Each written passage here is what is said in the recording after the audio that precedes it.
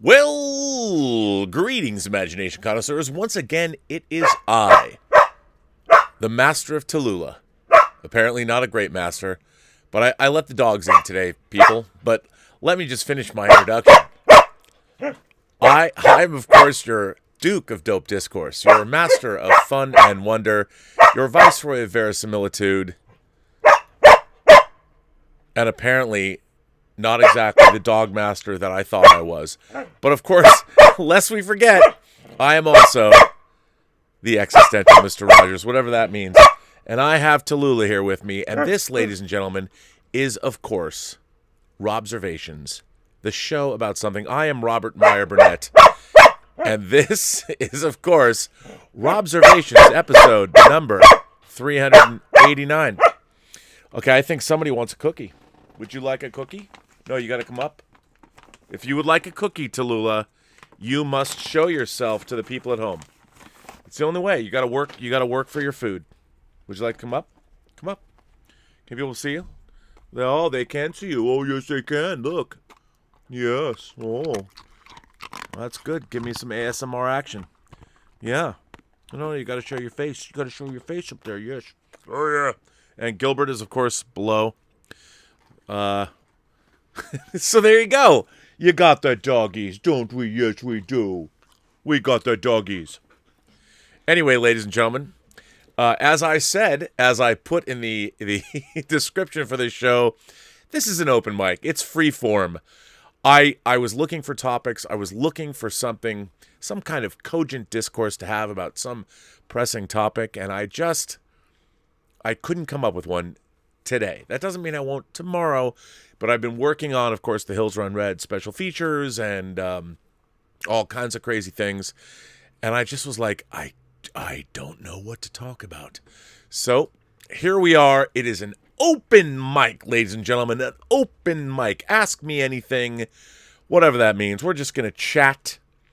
And it's a Saturday afternoon, so why not just hang out and talk? Which I thought was interesting. I want to thank everybody for tuning in for two last nights, Elizabeth's whining about movies. I thought it was a pretty good show. We, of course, talked about Paolo Sorrentino's The Great Beauty. Of course, he is the director of The Young Pope and the New Pope on HBO. And The Great Beauty was the best foreign film at the 86th Academy Awards, and it was a lot of fun. I thought we had a lively discussion. That was our 13th episode, and as everyone might know, the mayor of Los Angeles has declared a shelter-at-home order to be extended to May 15th, which is my birthday. So, I guess that means another 35 days at home, which is, I guess, fine. I'm getting a lot done. The Robservatory is certainly taking shape. I'm adding things in here by the end of 35 days. I'm telling you, I'm going to do probably an insanity workout routine, become, a superhero. Like, I'll look like Gerard Butler in 300. That's my goal. And I can do that in a month, because why not? Or not. But anyway, yes. So that's what we're here to do. We're just here to talk on today's Robservations. So cheers to that. And I've got Gilbert. Would you like to come up, Gilbert? People haven't seen you. Here, you come up. You going to come up? Here, come up here. There you go, buddy. People like you. Look, the dogs have not been groomed in a while. Oh, yes, I know. You want the cookies? Huh? Yeah, I know. Look at this guy. He is like the giant Wampa dog. He's turned into a giant Wampa, haven't you?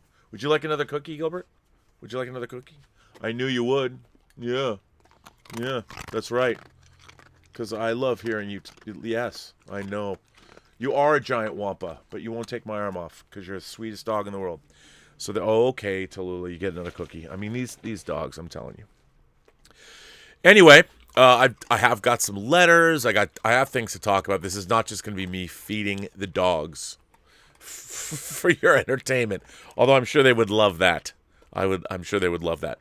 I did get a letter. I got a couple letters. Of course, Omar is always writing in, and Willow's writing in. I don't have a letter from Willow, though. That's by the way, that's not to publicly shame her. She's written me plenty of letters.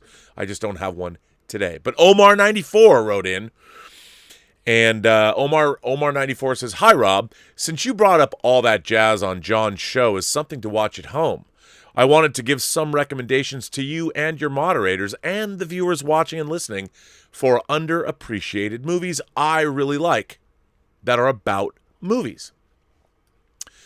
Number 1, Woody Allen's Purple Rose of Cairo with Mia Farrow, Jeff Daniels, and Danny Aiello, about a film character who comes off the big screen and into the real world. Joseph L. Makowitz's Barefoot Contessa. Oh, what a great movie. With Humphrey Bogart and Ava Gardner, about a female dancer movie star's impact on the people who knew her while attending her funeral. The Bad and the Beautiful with Kirk Douglas, about a movie producer who uses a writer, director, and actor in order to achieve success. Number 4, Cinema Paradiso, about a filmmaker who recalls his childhood and the love of movies he developed from a friendship he had with a projectionist. One of the great movies of all time, if you're a movie lover. The last movie I mentioned is the best Italian and foreign film I have ever seen. Thanks for your continuing shows during this time as you are keeping me and other viewers sane, even as I fall further into madness." These YouTube shows are the highlight of my day, every day, even before COVID-19, but that's just because I don't have much of a life, laugh out loud. But really, on a personal note, I do truly enjoy watching these shows and interacting with the other viewers in the chat. Not to be sappy, but I think of all of us as friends in this fan film community, even though none of us have actually met and know each other that well, as we all check up on each other and see how everyone is doing. Thanks, live long and prosper. Well, Omar, you're a fairly new member to this, or at least a member that has not been around, at least hasn't been writing me letters. But I have to say, it's been great to have you here, sir. And I've quite enjoyed, you write me almost, I think, every day now. And I want to thank you for doing that. That is quite interesting. And I love your letters. So keep them coming. And again, I have to say, to be honest, I've been doing this 7 days a week now. I normally would take a day or two off. I think I'm going to have to take maybe tomorrow off, maybe, just because I need to finish work that I'm doing, and I need a full day. It's hard. It's hard to finish these special features because when you're editing, it's like anything else creative. You get in the zone, and when I'm editing, I'm also not just cutting, but I'm also mixing and finishing and adding graphics and all that. And especially when you're mixing, you can't get up and leave. Like, even though these pieces are between 10 and 20 minutes long, each one of them, you can't. If I get up, I have to start all over again with my sound mix, and it's problematic. So that's kind of a bummer. So I don't know. I'm just gonna have to finish. It depends how much work I get done today. I mean, yesterday after the show we did last night, I worked until 2 a.m, 2:15 something, and uploaded a piece. So yeah, so there is that. But I really want to thank you for that. I very much appreciate this sentiment, sir, and it means a lot. Now, another letter writer, a newer letter writer that I've come to love, and you love him. The Waspinator, ladies and gentlemen. King Waspinator, as we know and we love him here in the chat. The Waspinator is here. And he writes, "I keep telling myself I need to cut back a bit about writing into your show. But you and your lovely Liz keep asking for more letters, and she happened to mention that someone in the chat was obsessed with Zardoz. So fine, Zardoz it is. Praise be his name. The gun is good. The penis is evil, as Zardoz would say. Praise be his name. Heidi-ho, neighbors, it's your old pal, King Waspinator, and I'm going to do something very rare on the internet. I'm going to tell you that Zardoz is a good movie, and not just something to laugh at when you're drunk. I don't understand. I am a huge fan of 70s sci-fi cinema. The 70s sci-fi cinema that predates the release of Star Wars in May of 1977, there's a lot of really interesting films. And I would include, I mean, everyone makes fun of Zardoz because of Sean Connery's outfit. I think it's more of a meme thing than anything else. But when you actually sit down and watch Zardoz from the very beginning, and of course I have Zardoz on Blu-ray. I used to have a 3-sheet of Zardoz, which is a 3-sheet is it's an 80 it's a 41 by 81 inch poster. And the Third Floor, one of the great previous companies in Hollywood, has my poster collection hanging on their walls, and one of those is Zardoz. I'm a huge fan. I really am a huge fan. There's so many great... There's a really interesting period between... I don't know. I guess it would start with the original Planet of the Apes in 1968. So it goes from... And that would include movies like 2001, and obviously the Planet of the Apes films, the 5 Planet of the Apes films, 2001, Colossus, The Forbidden Project, A Clockwork Orange, Silent Running, The Ultimate Warrior. So many interesting films from that period, and I would include Zardoz to be one of those. And remember, John Boorman made Zardoz coming off of his triumph with Deliverance. It was pre-Excalibur, obviously, but I'm a fan. But anyway, allow me to continue with King Waspinator's letter. Zardoz is an ambitious work of art, whose fatal flaw is that it's a bit too much, or it bit off a bit too much than it could chew. I am of the opinion that if properly framed within the era and genre of science fiction it sprung from, it is actually an example of good, thoughtful science fiction. I agree wholeheartedly. The whole thing is an apocalyptic indictment of human nature, with deep themes of class division, authoritarianism, the animal nature of sexuality, violence and punishment, and the blurred line between religion and, I don't know if I know this word, Prestigignation?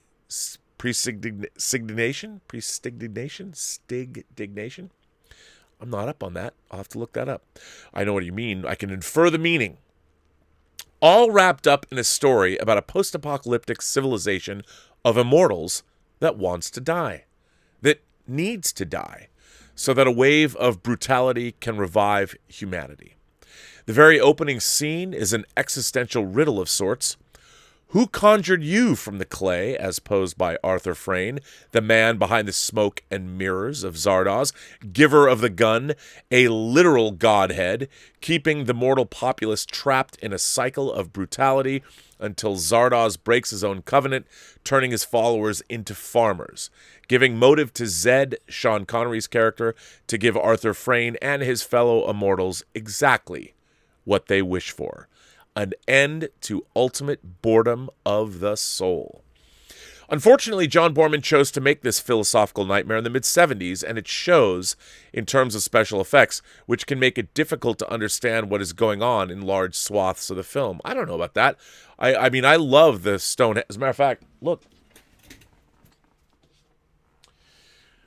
Geek Santa, otherwise known as Cliff Stevenson, found me a Zardoz belt buckle on Etsy, so you can listen to Beethoven and Zardoz speaks to you. I mean, come on. Anyway, an end to the ultimate boredom of the soul. Unfortunately, John Boorman chose to make this philosophical nightmare in the mid-70s, and it shows in terms of special effects, which can make it difficult to understand what is going on in large swaths of the film. The portrayal of psionic abilities comes across as silly in under even the best circumstances. And in Zardoz, let's just say the psychics seem to use jazz hands a lot. There is also a good deal about transspatial crystal AI that controls the immortal settlements or vortexes, which could stand to be depicted more clearly. Why, I would agree with you, but you're looking back from today's perspective. I mean, at the time, computers still inhabited entire rooms. We're just a few years out from Colossus, the Forbidden Project, where Colossus was built into the Grand Canyon. So, yeah. Despite all of this, I think Zardoz is a much better piece of thought-provoking science fiction than it is given credit for, and I have long been annoyed that all of the available YouTube reviews about the movie are making fun of it for superficial qualities. For the record, I am not obsessed with this movie. We are in the midst of the closest we'll ever get to a bona fide apocalypse, and I'm trying to enjoy it. So I have very much been consciously laying it on thick with references to apocalyptic media. I make no apologies. Mad Max slogans come naturally, but I like to mix it up. Throw some love at Zardoz and Akira and such every now and then. Anyway, people need to give Zardoz a second chance. It's no worse than Logan's Run in terms of special effects wizardry, arguably better, so check it out. This has been a transmission from King Waspinator in beautiful downtown Icon City, or Lacon City? So, Lacon City Cybertron. Until next time, stay waspinated. Look, again, having great love and grown up with these science fiction films, like, I would watch anything. And Zardoz was one of those movies that it took me a while to see because they didn't air it on television a lot for obvious reasons. I think it was one of those movies that, unless a movie was going to be on prime time, which I don't think Zardoz would ever be on prime time, you can't, the gun is good, the penis is evil, you'd have to cut a lot of it. No one's going to take the time, I think, to cut the movie. So I didn't see it until later, but it was definitely one of those movies where I always saw, pictures of the stone head. I mean, if you guys haven't seen Zardoz, this is a giant three-dimensional floating image where out of the mouth spews firearms, guns, and it flies over the countryside where all the brutals are, where these men are using guns, and they're just not they're not a nice bunch of people. And I don't want to ruin the surprise what the Stonehead is or where it's all going. But I do think that Zardoz is look, now the problem, I think the problem when you go back and you watch these movies from the 70s, the problem is us. It's that we've moved on. And a lot of this stuff has been incorporated into our own pop culture. So when we watch it, it's like, oh yeah, I saw the Simpsons parody. And it's very difficult. I mean, admittedly, Zardoz is pretty goofy. However, if you put aside that and you try and come at it and watch it for its own sake, I mean, it's a beautifully photographed movie. It really, really is a gorgeous film to look at. I think Jeffrey Unsworth shot it, to be honest. And and John Borman, I mean, he's trying to make a lyrical sort of a fairy tale based on a fairy tale, or a fable based on another great piece of fiction, which I won't go into if you've never seen Zardoz. But it look, when I was a kid watching these movies, and again, I didn't see Zardoz until later, but Logan's Run, I was 9, and my mom took me. It blew my mind, and it was the ideas in these movies, and all, whether it was the Omega Man, or whether it was No Blade of Grass, or The Final Program, or Colossus and Silent Running, and all of these movies were so full of ideas. And as a kid watching this stuff, sometimes it was a bit beyond me. I didn't quite know what was going on, but I watched any science fiction, fantasy, or horror film I watched, and I got a lot out of it. And when I was 9, I thought Logan's Run was the most profound thing I'd ever seen. And what it led me to do was, what did I do? Check this out. This is the sequel to Logan's Run, Logan's World. This is my paperback, and if this gives you a little insight, look at that. No, the spine, it's a little dirty. I guess. This paperback is the actual paperback I bought in Whalers Village, right next to the Kaanapali Beach Hotel on Maui. And I want to say this book came out in 1977. This is the actual paperback I bought I was obsessed with Logan's Run. And when I saw this, let's see, when did this come out? I think it's 77, right? As we look. Yeah. December 1977. I was in Hawaii. It was the second time I was in Hawaii. My parents had taken us for Christmas, and I bought this copy. This is the actual copy I bought at Whalers Village next to the Kaanapali Beach Hotel in Kaanapali on Maui. I mean, if I could probably use Windex and it would almost look brand new aside from the paper, but it's so crazy to think that, like, I bought this book 43 years ago and read it on the beach on Maui when I was 10. I was 10 years old. So that's pretty crazy. I mean, if you want my bona fides as an imagination connoisseur, there you go. But yeah, I love the science fiction films of the 70s, the pre-Star Wars. Not that the post-Star Wars films aren't great as well. It's just that, you know, Star Wars, it took a while, but it took a while for films to sort of change, and I kind of. In a way, it's sort of a bummer that science fiction became more action-oriented instead of idea-oriented, because the films, like, for instance, A Boy and His Dog, based on a Harlan Ellison story. That was another movie that I puzzled over. One of the very first video cassettes I ever got, the first year I had a VCR in 1980. And I loved these films. And Zardoz is one of these movies that if you can watch, I can't abide people that just openly make fun of movies when they first see it. Like, oh yeah, the floating, I know this movie. And they can't watch the film and give it their full attention because I hate that because they're making fun of it or whatever. It kills me. And I think a lot of the great pre-Star Wars movies of the 70s, like, I'm a huge Rollerball fan. Like, I love Rollerball. And what was interesting was we used to play Rollerball in my neighborhood in the cul-de-sac. We'd roller skate, and somebody would pull us around with their BMX bikes. We'd put gloves on and bash each other in the face. And the Westovers had a mailbox at the end of their driveway, which would be the thing that you would stuff the ball in.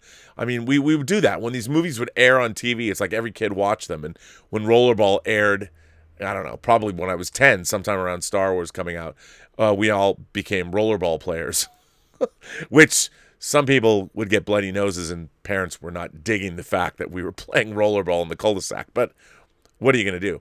But I do miss that. And that's why when a movie comes along like Blade Runner 2049 or Arrival, Denis Villeneuve's Arrival, I feel like this is the kind of science fiction that I want to see more of. It's just that for studios to make that, I mean, I loved Arrival, even though they changed the end of the script, which I wish they didn't do. But I understand why they do it. It's such. If you watch Arrival, the end of the movie seems to me, maybe Denis Villeneuve have spoken about this, but it just seems like such a studio note. It just does.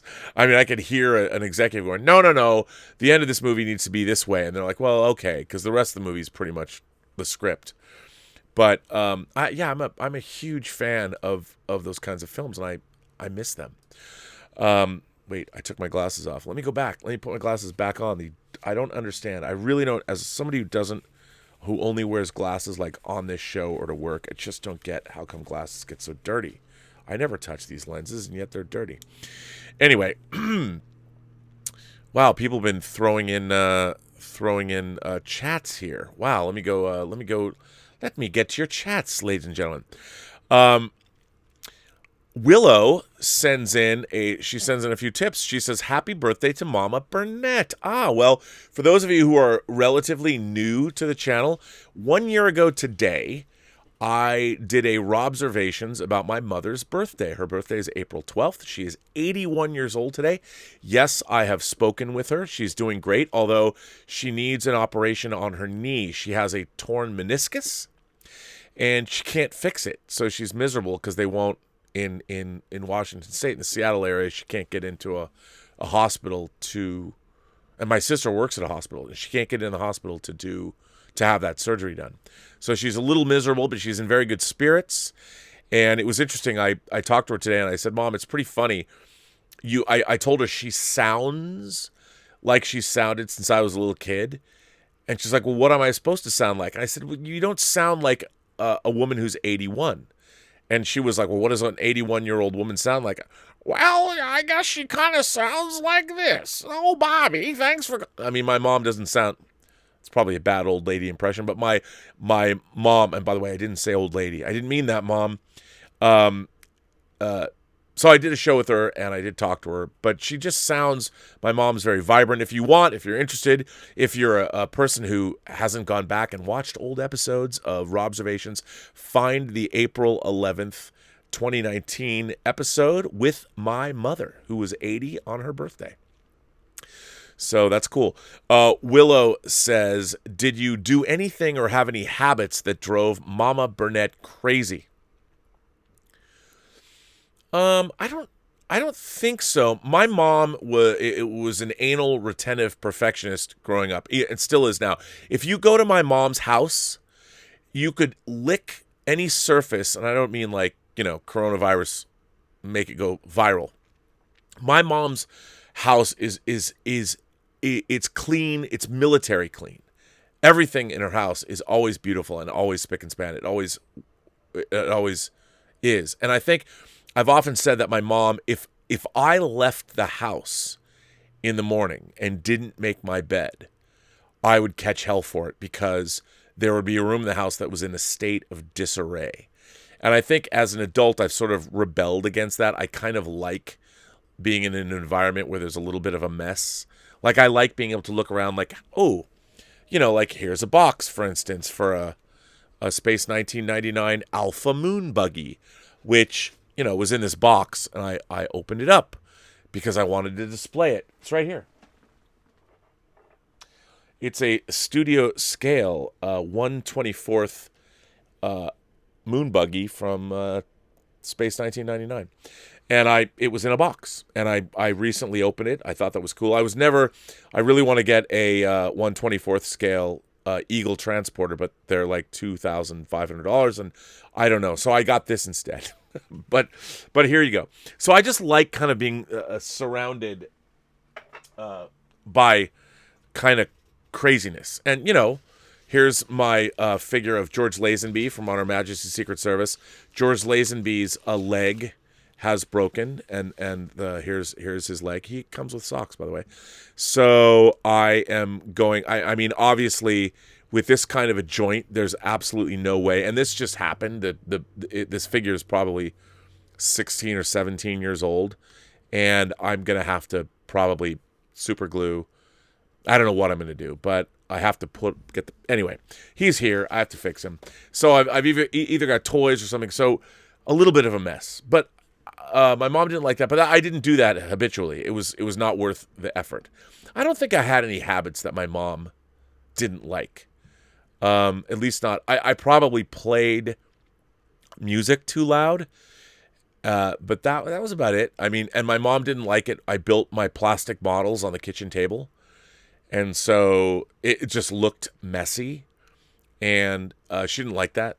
But there was no big surface. I couldn't go into we had a living room and like the nice living room and then the dining room for occasions that we didn't go into, like 2 rooms of our house we just never went into unless people were coming over, and that would have been the dining room table, the really nice dining room table would have been the obvious place to build my plastic models out of the mainstream of our house, but my mom would never hear of that.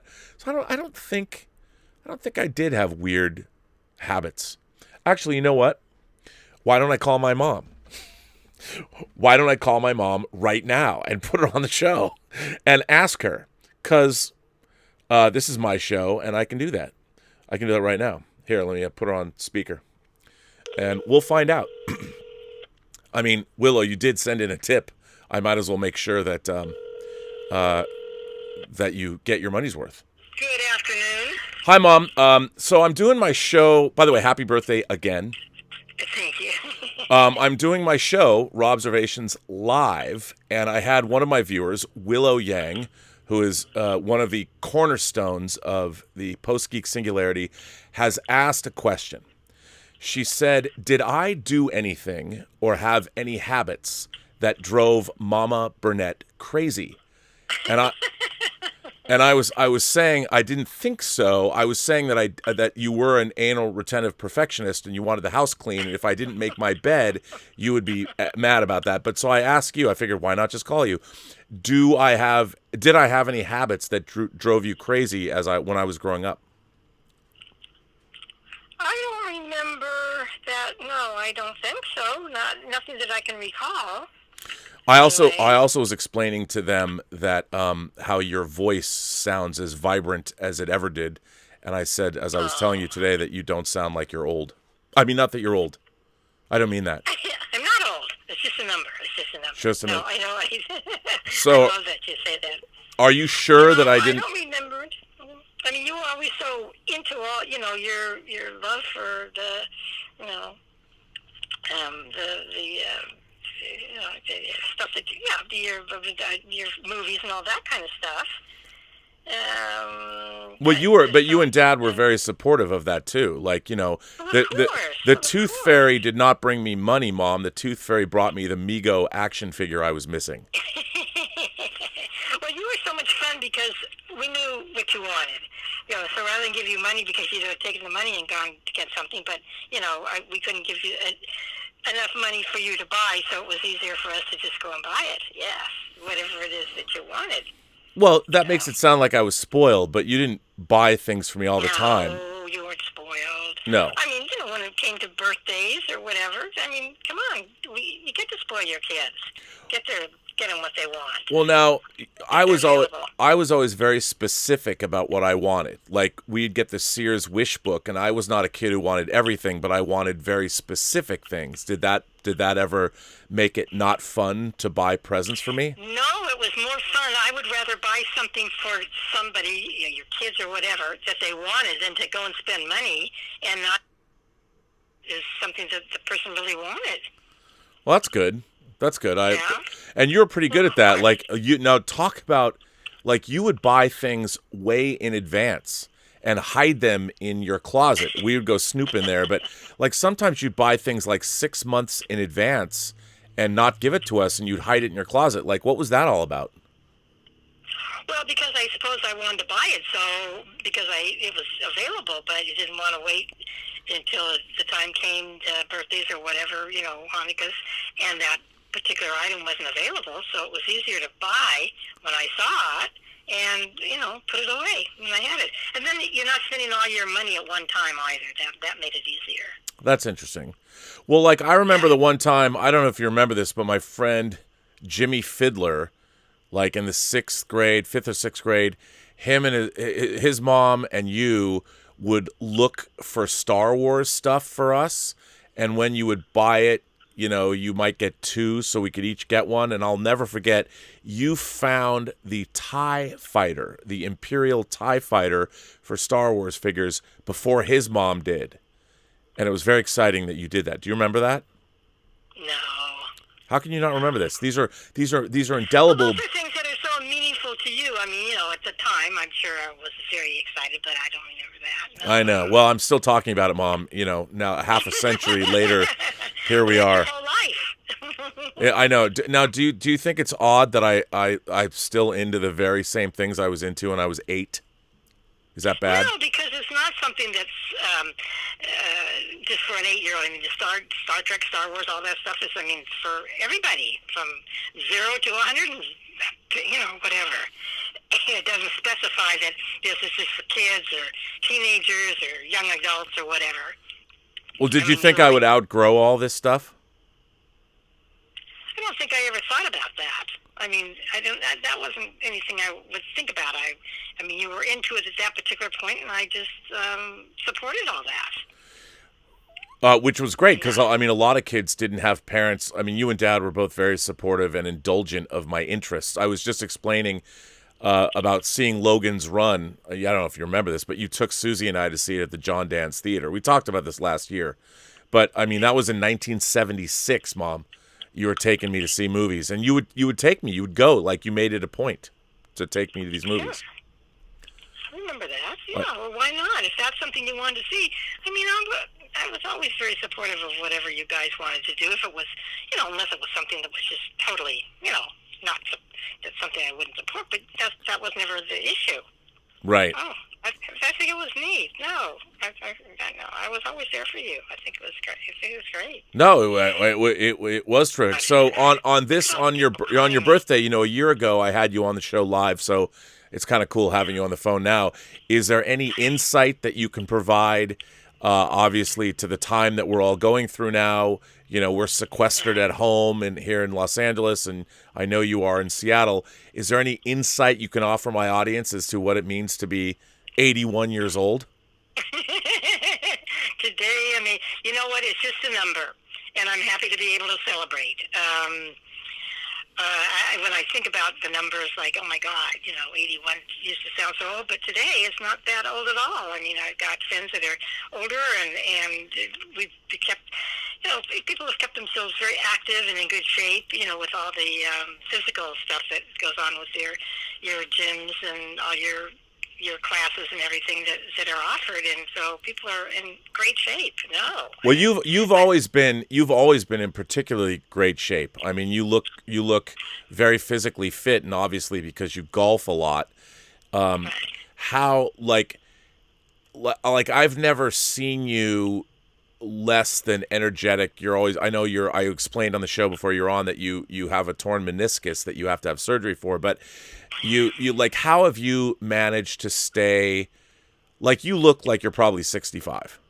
Thank you, sweetheart. No, that's true. How have you managed to stay so active and physically fit? I mean, you don't work out, but you're just, I mean, obviously you take very good care of yourself, but it's just something you've always done. How do you maintain, do you have a certain discipline? Yeah, well, no, I mean, I don't go to, a gym or anything and work out, which I used to do that. But I have a set of exercises that I do every single morning. Really? I mean, oh, yes, exactly. Wow. That's what I think has been kept me, keeps your muscles in tone and that sort of thing. Yeah, I haven't really been able to do that much because of my knee, because it involves the knee, your leg and everything. But, no, I would get up and put the coffee on and lay on the floor and do my exercises, maybe for, at the most, maybe 10 minutes. It's not a big, long deal, but I've always, done that.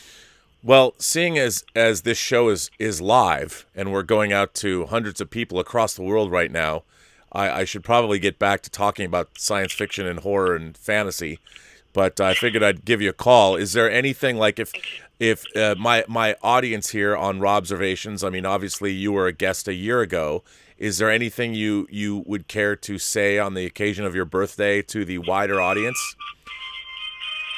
I'm just hoping that they will take, oh God. Mom, is this copyright music? Because I'll get a copyright strike against me. I'm sorry? No problem. What are you listening to? It sounds spacey. You know what it is? It's my cell phone that's ringing. Oh. I don't know why. Nobody calls me on my cell phone, and I just keep it on. I don't know why. But I mean, it's on my charger and everything. I'm sorry. Go back to what you were saying. I was just going to ask you, do you have anything on the occasion of your birthday, any kind of words of wisdom or some folk knowledge that you could care to impart to the folks at home here? Well, I think what's really important is to keep yourself physically active. Some people just sit around and do nothing, and that's not healthy at all. And secondly, I think it's very important that you have a diet that is good and that you don't load yourself up with sugars and that sort of thing. I think that's really, and just I think the exercising is the big thing. I mean, whether you go to a gym or go out and walk a couple miles every day, just keep yourself active. To me, that's what's important. See, keep yourself again, listening to you talk, it's amazing to think that you're 81 years old because you talk like you're a young woman, which is amazing. Well, thank you very much. But, I think also if you're not around 80-year-olds, so you have a thought of what 80-year-olds used to, what 80-year-olds are. But here, I mean, look at all my friends who are, around my age within a year or two, and of course some that are, the same age. And I think we're all pretty much the same. Nobody just sits around and mumbles and grumbles. Everybody's always kept themselves very active, Right. physically, and I think that's why people are in good shape. Well, I mean, I don't think that's why people are in good shape. Let's put it that way. now you're very well traveled. How many? Yes. Do you know how many countries you visited in your life? You know, I have a list of them someplace, but there are hardly any. I've traveled for the most. Oh God, I don't know. I want to say. I'd hate to say it because I did a lot of African countries too, but I don't know. I would hate to say what it would be, but I traveled all of Europe, Asia, so many countries in Africa, not much of South America. So I have to say I probably traveled 30, 40 countries anyway, maybe even more. Yeah, and I don't know. I should say that in your den you have a map of the world with push pins put into every country. Right, it's upstairs. I'd have to go upstairs. Well, I don't mean it. I'm just saying you do. It's pretty cool.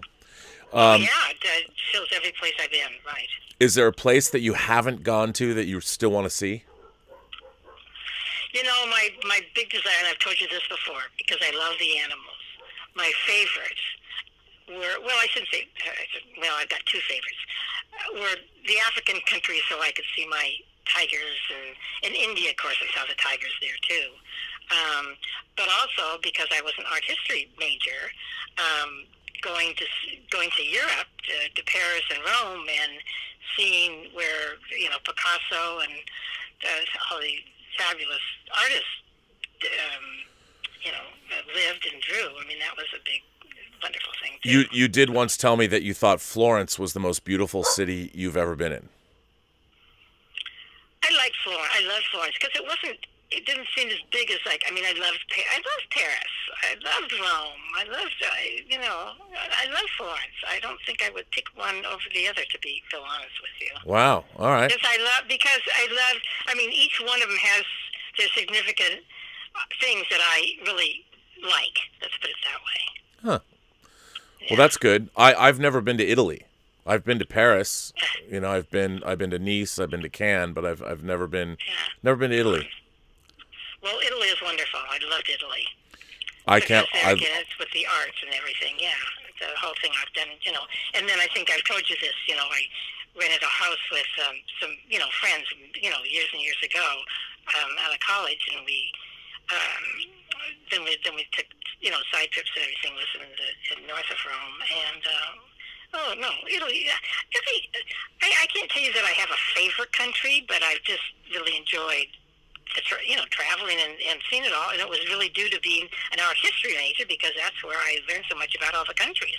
Right. But you've been to, like, Cambodia and Vietnam, right? Yes, I have, yes. And yes.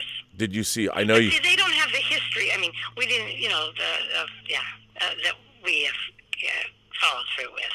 Right. Well, the art history. I mean, they've been around for a long time. They just have a different history. Of course. I'm sorry? I remember you went to China long before. You went to China when I was a little kid, right? Yeah. Oh, yeah. Yeah, but I mean, way before, which is, yeah. Beijing. Oh, yeah. I went to China a few times. Oh, my God, yeah. I mean, I could go upstairs and look at my map. You should come. Well, if I was there, I could take the camera and. Well, listen, I didn't mean to bother you, and I'm sure people are like, how long is Rob gonna talk to his mother? Listen, I appreciate. I love that you call. I appreciate it. Thank you. And it's just kind of one of those days. Everybody's hunkered inside because of the virus, and it's a shame. I wish it was warmer. I'd go out at least. Well, I can't really do walks and that kind of stuff either. But that's just because of my knee, and I can't get in because of what's going on with the virus. They won't take anybody unless they're really half dead. Well, listen, I will for the second time today. I want to say love you and happy birthday. Oh, and thank you. Thank you. I love you, and thank you for calling, thinking of me. And you've got a young mother who's 39 years old, and maybe my next birthday will be big one too. Every day, listen, when you get to a certain point, as long as you keep celebrating and you're, I always think I'm in pretty mental capacity, but I probably don't remember everything I used to a few years ago. But who cares? I can't worry about that. I'm just, I just want the world to shape up and get well, and people can get on with their lives, because it's a sad place at this particular point. Well, my longtime viewer Willow Yang asked me if I had any bad habits that drove you crazy, and now she heard it from the horse's mouth. Can you say hello to Willow Yang for me? Sure. Well, I mean, say hello now. Oh, hi, Willow. There you go. That's what I'm talking about. Well, just stay healthy. Just keep yourself.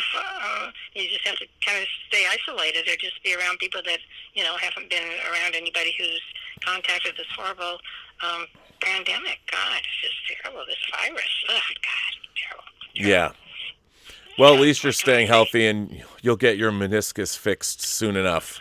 Well, yeah, and then I can get back to my, way of life and everything. But in the meantime, I'm just kind of standstill, and so I'm frustrated as heck, as you can well imagine. So, but right now, even everybody's kind of just staying by themselves and indoors, or if they're out walking, but they don't keep, kind of keep their distance because of what's going on. Let me ask you this: have you watched any movies? Wait a minute, I don't even know this. What are some of your favorite movies of all time? I know. I knew you're going to warn. I just figured you have one. I remember when I was a kid, I used to tell you I loved When Worlds Collide, and you used to tell me that you saw that in the theater when you were a little girl. Yeah, well, those are your science fiction. That's a good question. Movies.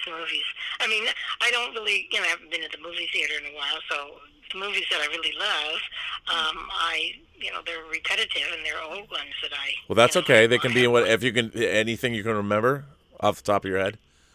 Oh God, what is a good one? What's a good one? Well, that's a good question. I don't know. I can't. All right. Well, you just let me down. I just want you to know you let me down horribly just now. Just so you know. Okay, well, tell me. I can't tell you. I can't tell you what you like. No, I thought you knew what I liked. You know what I'm going to start doing? I think I should call you every day on my show. No, don't. Come on, why not? Why are you going to call me every day? I don't know, just words of. I'm not going to have much to say. I mean, listen, life is, there's nothing going on. I wouldn't be able to tell you much more than what I talked to you about now. Well, tell me. Well, that's okay. I was putting you on the spot. Well, listen, I will let you go, but I appreciate you taking the call.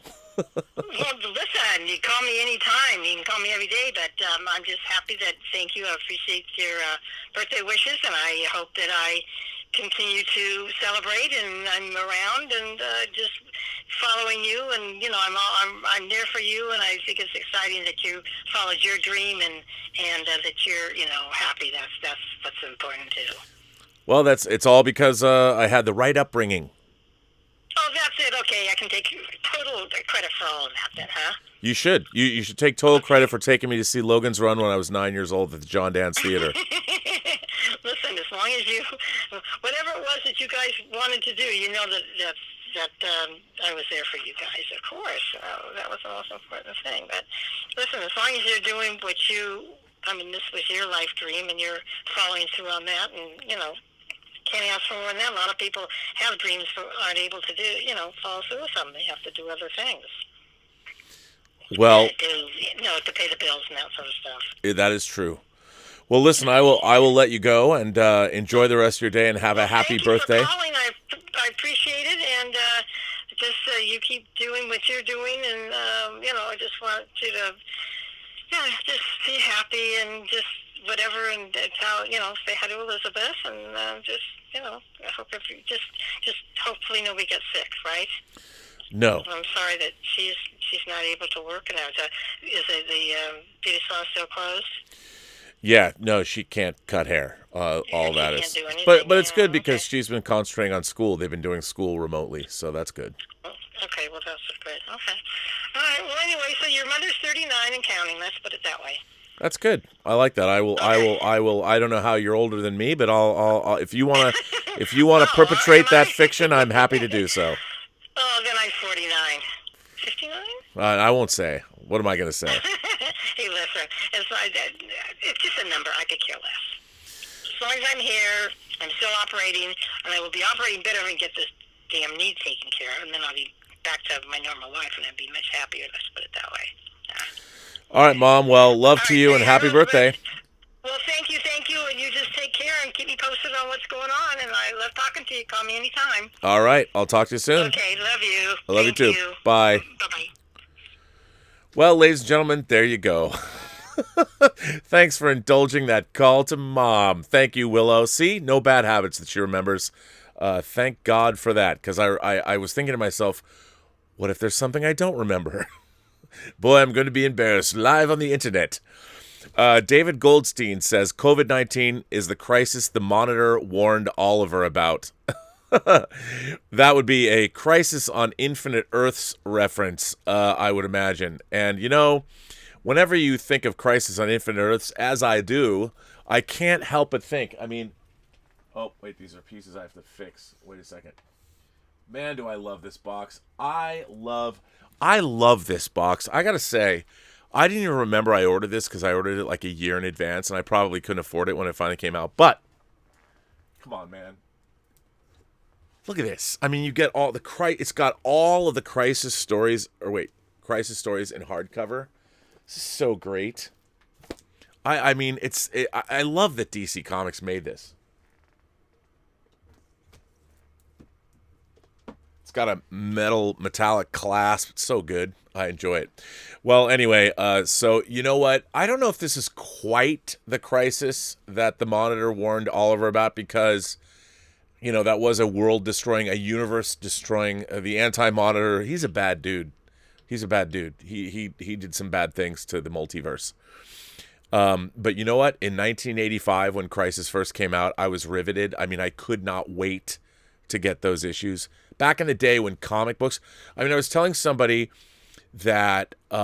somebody was saying online, I don't know if it was Larry. Somebody was talking about... I think it was Larry. Was talking about Alpha Flight, the first 12 issues of Alpha Flight. And the two comic books I remember that literally left me gobsmacked. Boy, what a great word. What an onomatopoeia that is. Gobsmacked was Alpha Flight 12 and Watchmen 11. And I remember when I read those comics, I literally was like stunned. I never thought a comic book could cause me to have such a visceral and also the Judas contract when Terra was revealed to be a traitor. But Alpha Flight 12 and Watchmen 11. Amazing. Amazing. Let's see. Sam Whiskey sent in a super chat and said, "Hey, Rob, what happened to the Space 1999 reboot?" Well, I don't know. You know, my friend Adrian Iscaria was trying to get a Space 1999 reboot off the ground. I actually have a feature-length screenplay that somebody had written about Space 1999, and I just think it's never gone anywhere. I think it would be... I think... You know what I think's really hard? That unless you're going to reboot Space 1999 as a series, I think it would be really hard, like Space 2099. The problem is the idea, even if the moon was blown out of Earth's orbit, I mean, it took Voyager 40 years to get out of the solar system. But in Space 1999, unless you have some kind of divine or extraterrestrial intervention, where are you going to go? I think there's certain inherent problems that audiences of today might not be able to grapple with. That probably might be part of it. Anyway, I need to go back to this camera. Oh wait, I can't take my glasses because I have to read these. Nate sends in a tip and says, "Hey Rob, I've always been an avid comic book movie fan, but never really read too many comics. I read a few growing up, but most of my knowledge of comics came from cartoons. Now that I'm stuck at home, I'm looking for comics to get into. Oh my God, any suggestion?" Dude, well, it really depends. First of all, if you want to get into superhero comics, if you like superhero comics, I would say that there's basically recognized classics that you can read. Certain runs, and if you were... I mean, look, everybody will tell you, read The Killing Joke by Alan Moore. Read The Dark Knight Returns. Read Batman Year One. Like, those are the quintessential Batman comics that everybody tells you to read. But there are Frank Miller's Daredevil runs. It it's there's so many. There's so many, and I just look around. I mean, I look at how much, like, I loved Ed Brubaker's entire run of Captain America, where you deal with Winter Soldier, and I thought that was a great run of comics. I love American Flag, that's right up there. I love Astro City, which you might enjoy. It really depends. The Sandman, Neil Gaiman's The Sandman, is my favorite comic book series of all time. It runs 75 issues. There's a few specials, and there's stuff he wrote afterwards, like The Dream Hunters or Overture, things like that. But, I mean, there's so many. And it really depends, like, who's your favorite superhero? You know, and I would say the best way to do that is like, okay, 10 best Batman stories or 10 best Batman runs. And find out, because it's hard to know when you ask a question like that what kind of comics you enjoy. Without knowing that, it would be hard. I'd be hard pressed to say anything. But you know, there's slice of life comics that are really good, like Love and Rockets, the Hernandez brothers' Love and Rockets, or it's tough. But I mean, in terms of getting into comics. There's so many. There's so many. I mean, somebody the other day was asking me about Dreadstar, Jim Starlin's Dreadstar. Like, I love Dreadstar. I love John Sable Freelance that Mike Grell did. These are like back in the 80s. I loved Howard Chaykin's American Flag, obviously, but I'm surrounded. I mean, I'm looking at a million different comics. It would be hard to say. I mean, I loved Alan Moore's Swamp Thing run. That's a really interesting run that I've told people that aren't traditionally into comics to look at. Things like Why the Last Man, which is an interesting comic series about the last man on Earth when all men are gone except for women. So, yeah. Sam Whiskey, who asked about 2001 or Space 1999, says the Logan's Run Water Garden is in Fort Worth, Texas. That is true. I never saw that. I wanted to go see that. But when I first went to Dallas, when I took Free Enterprise 20 years ago to Dallas, Mark and I were staying at this hotel. And when we checked in, this girl's like, "Do you guys like movies?" You know, that's more of a Southern, not a Texas drawl. And we're like, yes, because she didn't know why we were there. She goes, "You know, right next door is the Apparel Mart where they shot Logan's Run." We freaked out. And the public wasn't allowed in there, but Mark and I went in there and we took pictures. It looked just like it looked in Logan's Run. They've destroyed it. They blew it up. It was a bummer. Sadhu's Screening Room sends in a tip and says, Trolls World Tour is the best new high movie. Other great stoned watches are Blade Runner 2049, Into the Spider-Verse, Interstellar, and Inception. I started watching Stardust based on John Campia's recommendation, and I love the world building. Matthew Vaughn is such an underappreciated director. I agree with you. I really like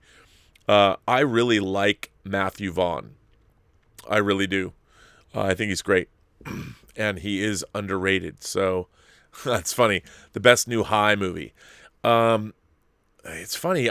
Now that pot is legal, you know, in so many places, it's funny to think that there is even still high movies.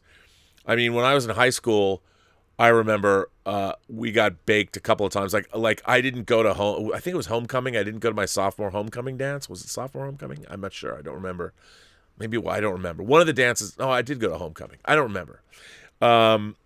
And we got completely baked and went and saw Pink Floyd The Wall, which was an awesome experience. But do people get high and watch movies anymore? I mean, I know they do at home, but I never thought of movies like those. I could not see. I did not ever like to see movies stoned because I couldn't concentrate on the film. I was never a big fan of that, but I will take your word for it. I haven't gotten stoned. I haven't smoked weed in 10 years. Not because I have nothing necessarily against it. I just don't do it.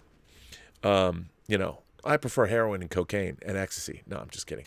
I've been aside from alcohol, been drug free for quite a long time.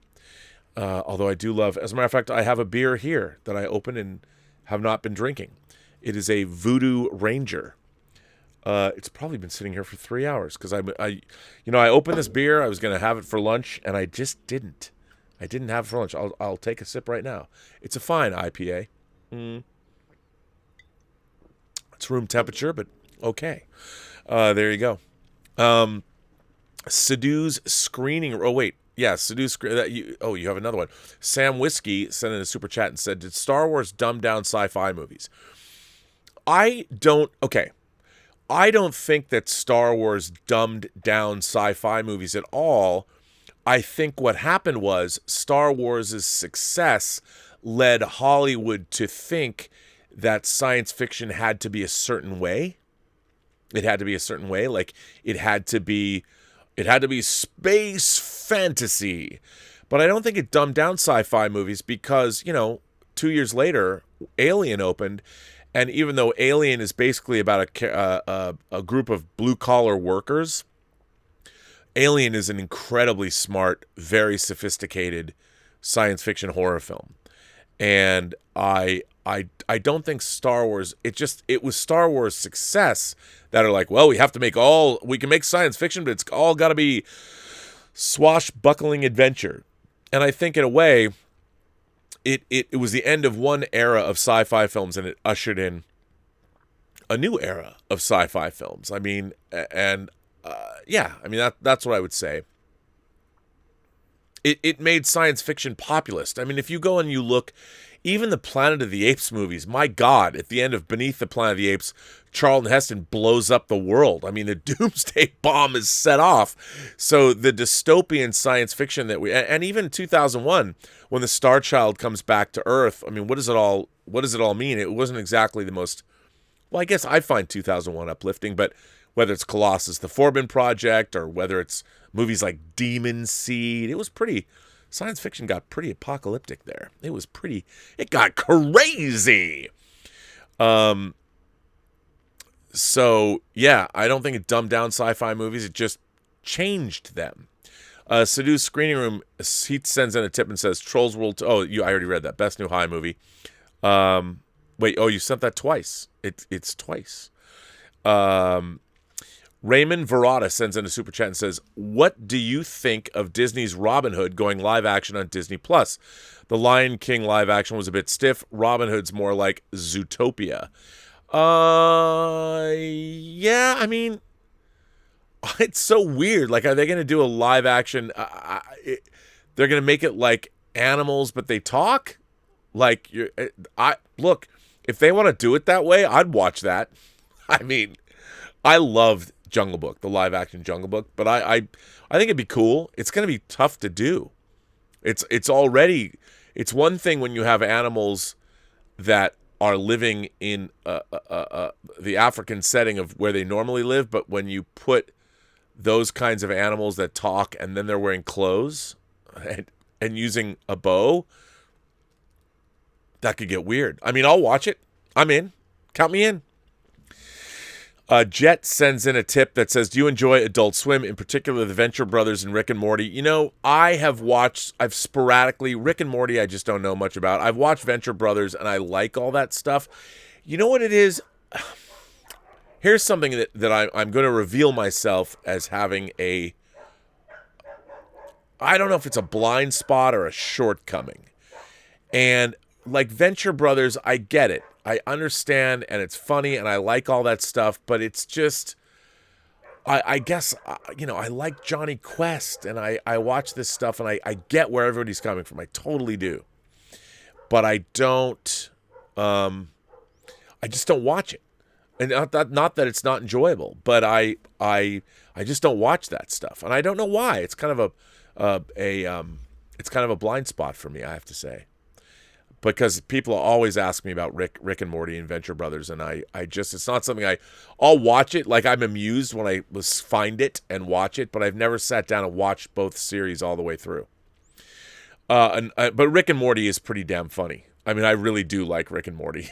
I mean, but I've never sat down to watch them all. I don't know why that is. Anonymous sends in a tip and says, Rob, did you ever read Dylan Dog? I grew up in Rome, and it's my favorite Italian comic book. I did read Dylan Dog, and we've had a number of adaptations, Della Morte, Della More, and of course Brandon Routh starred in Dylan Dog, and I like Dylan Dog. I think Dylan Dog's a great comic. It's very cool. They're not on my shelf, but I have some Dylan Dog albums, collections. They're in my long boxes, and I think I like Dylan Dog a lot. Miles Ellis sends in a super chat and says, "Hey, Rob, I was wondering about your thoughts on the Hobbit trilogy. Also, I sent you a DM on Instagram. Hopefully you get a chance to read it." Why don't we read it right now? Let me go to Instagram. And you sent on Instagram. You know what? I never look at my Instagram messages, which I should do. I don't even... I've got a bunch of messages. I don't... Let's see. I'm looking for your name, Miles Ellis, and I'm not seeing it. I don't know. I will have to look. Are you DMX7777? I'll get to the bottom of this. But you were wondering about my thoughts on the Hobbit trilogy. You know, the Hobbit trilogy. I love Lord of the Rings. And to me, the Hobbit trilogy, while I like a lot of it, I like the casting, I like the filmmaking, it's just way too overblown. I think turning the Hobbit into 3 movies was maybe a mistake. I know why they did it. I mean, I can understand that, but I loved the Hobbit book when I was a kid, and the tone of it is it gets just so wacky. I think my favorite of the Hobbit movies is The Desolation of Smaug. I love that, and I love Benedict Cumberbatch's Smaug. I thought that was great, but I just think it's too overblown, and it just gets too goofy. And verisimilitude, like, I appreciate that Lord of the Rings had what I would consider great verisimilitude. There's things that take me out of it, but the Hobbit trilogy gets too goofy. But I still like it. I still really enjoy watching it, but I don't love it as much as Lord of the Rings. But still, I still think it's unbelievable fantasy filmmaking, but it tonally is kind of all over the place. Sam Whiskey sends in another super chat and says, "Have you seen Super Argo and the Faceless Giants?" I have not. I have not seen that. Stephanie Littlepage is here. Sends in a super chat and says, "Okay, Rollerball, do you like the original or did you see the reboot?" Oh, Stephanie, I am all about the original. The reboot, I got to tell you, I was so excited for the reboot of Rollerball. John McTiernan, Die Hard, Predator, Hunt for Red October. Oh my God, did I hate that movie. I was so disappointed. But I do love the original. And by the way, there is a beautiful 5-disc set coming out with a 4K version of Rollerball coming out from Germany that has... I saw the original Rollerball... I saw the reboot, the John McTiernan Rollerball once. Maybe I'll give it another chance, but man, I was so pissed when I saw that movie. I was so pissed. Francisco Metalana says, "Hey, Rob, what was changed at the end of Arrival?" Oh. What was changed at the end of Arrival was all of in the original screenplay of Arrival, all of the different countries of the world, before they were collaborating, each of the countries of the world were given the gift that the aliens were giving us was not just their language. That was not the gift. The aliens were giving us technology. And a la Contact, they were giving us parts for technology that would allow us eventually to go to the stars to save them 3,000 years hence. The problem was the technology wouldn't work unless all the nations of the world collaborated. So, and they didn't know this. Everybody had the distrust and all of that. And then that's what happened. By the world collaborating, we got this technology that they were giving to us. And they were giving us this technology because we needed the technology to advance to eventually go into the stars and save them in 3,000 years.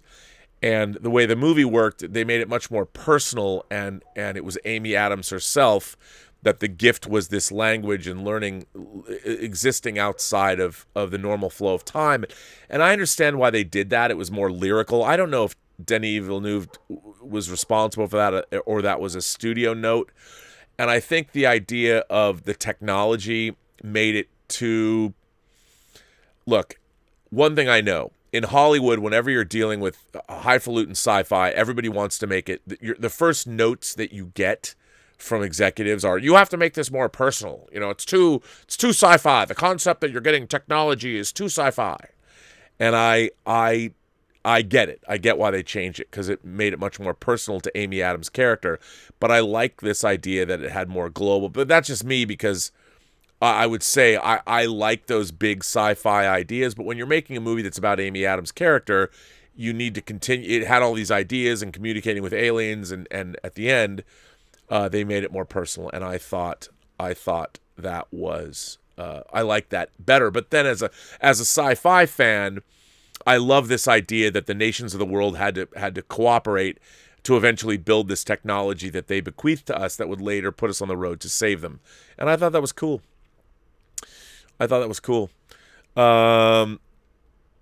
So Danny Chadwick sends in a super chat and says, have you seen Cast a Giant Shadow starring Kirk Douglas? I have not. If not, it would be great for whining about movies for the upcoming anniversary of the founding of the State of Israel. Oh. I know that movie. That's a good idea. The upcoming anniversary of the founding of the State of Israel. Yes. I like that idea. That's a good idea. I think it's good. Topher Rocks sent in a super chat and said, I got a kick out of Ripped with Rob back in the early days of Robservations. Very fun. Will we see another episode? I'm enjoying Bourbon on the Rocks. I have to tell you, I was drinking a lot. I love drinking. I love alcohol. Like, I don't necessarily drink to forget or to medicate. I just like alcohol. I find that I like drinking wine. And now we're doing whining about movies where Elizabeth and I, we drink a bottle of wine between us 3 times a week. I sort of just curtailed my alcoholic intake, and doing Rip with Rob I was really getting, for those of you who don't know, when I first started the channel, I didn't know really what I was doing. Like, I didn't have a set format. And so I did Rip with Rob, where I would get wasted. Like, I would drink a bottle of wine and drink like large glasses of Jameson and talk. And it wasn't good. It wasn't good for me, and it wasn't good. So I sort of just stopped doing it. People loved it. But I sort of, just in general, as I got older, I just decided to curtail my alcoholic intake. Like, I don't really drink at home anymore. Like, now I'm home all the time, and I'll other than the wine that we drink, I don't buy Jameson. I don't drink whiskey at home, or I don't, like I used to. I'm getting older. Like my mom, I look at my mom. If you saw my mom, she's in really great shape. And I'm thinking, I could lose 50 pounds. I should just do that and just get into shape. And I can do that pretty quickly, but you can't be healthy and drink the way I was drinking. So I just stopped doing that. But it was fun. It's funny, I've been thinking about I was going to do drunk Bond commentaries, and I did one. I was tweeting it out doing Moonraker, and I got wasted. And that was, I think, the last time I drank. And it just wasn't, I was going to put it up. I have it. I cut it all together. I cut my drunk Moonraker commentary together. I was literally standing in front of my screen, and I don't think I could put it up. I think I'd get a copyright strike on it. Maybe if I demonetized it or something, but I don't know. So yes, Topher Rocks, I don't. But hey, I'll share this warm beer with you. Captain Robert April says, he sends in a super chat, and he says, oh wait, no, Sam Whiskey has a super chat and says, what are your thoughts on George Lazenby's career? I think there are people that want to be movie stars. I mean, remember, he didn't necessarily set out to be an actor. I met George Lazenby once. I met him at a screening of Shoot 'Em Up. My friend Michael Davis made the movie Shoot 'Em Up, and he came to one of the Shoot 'Em Up screenings, and I actually met him. What a guy. I mean, he was charismatic and nice as can be, and just fun to hang around, and still very, very handsome. Really great presence. And I think, he seemed happy. And it's funny because we all think that, oh, well, once you've done something that you want to be a movie star for the rest of your life, there's some people that just don't. They don't care. They'll do something. And I think I liked him as Bond. I liked his physicality. Obviously, he'd never done anything like that before, but I thought he acquitted himself rather admirably. And I'm a huge fan of, here he is right here. I just have to fix his leg. which I'm going to do. Isn't it great that Sideshow's Bond figures had socks? I just love that. Captain... what are you here for? Are you here for a cookie? All right. I knew you'd be back. All right, guys. Okay. Come on up. All right. Yeah. Gilbert, are you going to get up too? Here, get up. Come on, Gilbert. Okay, there we go. I got both of you. All right. There's a cookie for you and a cookie for you. You get two. That's all you get. You can have a cookie. Look at these guys. How do you not love these dogs? Boy, you guys need a bath and you need to be brushed. But now it's not raining here, so yeah, you're a ham. Right? Murderers. Oh. Okay. You gonna stay here? She gonna stay here? I don't know. Robert April says that he rarely got the parental support of his fandom. Yeah, as you heard, my mom was. I mean, I've often wondered, did I become a fan because of parental support? I mean, my parents were very supportive of that, and again, because it led me. I was reading books.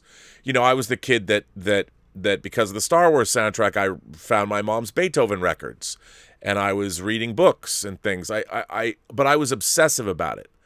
Like, I don't know why I became. Maybe my mom. Like, I like the fact, that Logan's World book is still, other than the fact that it's yellowed, it's still in great shape, because I wanted everything to be perfect. I didn't want it to be wrecked. So I was extremely lucky. My parents, both my mom and my dad, were very, very supportive of my fandom. And I also think, like again, my mom, I was not, like my mom said, I wasn't spoiled, but I would say that there was nothing, I never wanted something that I didn't get, but my appetites were very specific. Like, I didn't want 10 things. I wanted one thing. I wanted this one thing. And that's all I wanted. I was not one of these kids like, I want this, I want this. I was never that way. And so my parents, I was always able to get, they always got me what I wanted, because it was, like my mom said, I was very specific. Although I was probably a pain in the ass, because that's all I wanted. So if I got something else I really didn't want, I'd be like, whatever. Yeah. So my parents were incredibly supportive. And, like I said, my mom was trying to explain, like, I would get an allowance when I was a little kid, and then I would save it up, and I would go buy a paperback book at the local drugstore. Like, I would see a book, and I'm like, ooh, and I got like, what, $1 a week or something. But back then, paperbacks were like, let's see, how much were they? This was $1.75. Hey, come on now. This was $1.75. So for me, and came out in '77 when I was 10. So when I was younger, and when I was 9, I'd get like, I don't know, $1. I always worked. I had paper routes, but so this would take me. I'd have to save up my allowance for 2 weeks, which is fine because I would want the book. But my mom, come on now, come on, Tallulah. My mom would be like, she didn't like the fact. My parents were like, why did you should use your allowance to buy a Slurpee or buy candy on the way home or something.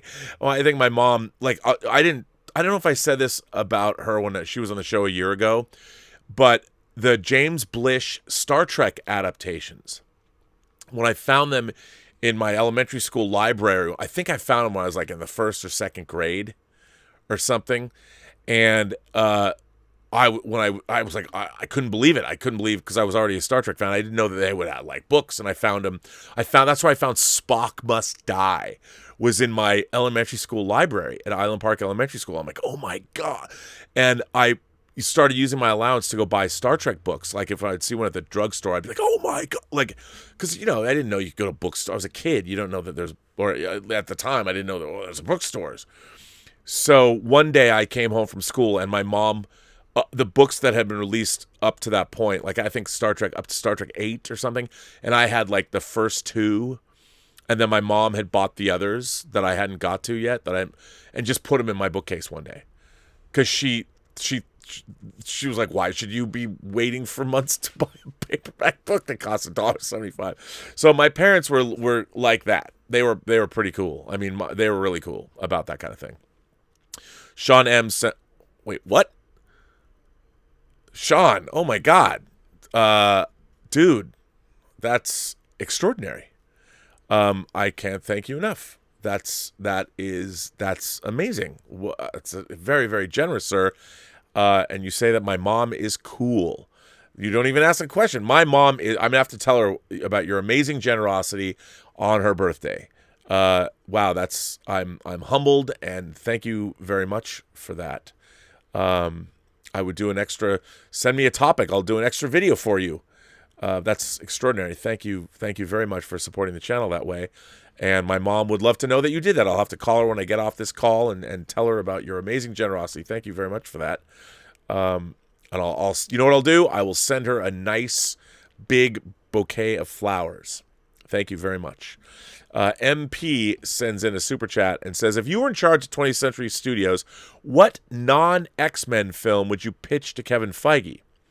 Hopefully we get New Mutants and Deadpool 3.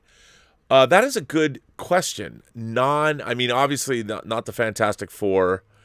What would I pitch? What non-X-Men Marvel film? Wow, non-X-Men Marvel film. That's hard because, I mean, if it's not X-Men, that's which they've done. I don't know, man. That's a good question. What would I do? As I look down and, as I look around, I don't know. That's hard because if it's not X-Men, I mean, I would, it's not X-Men, but it wasn't, you're asking for Fox, like what did Fox own? That's what I'm assuming.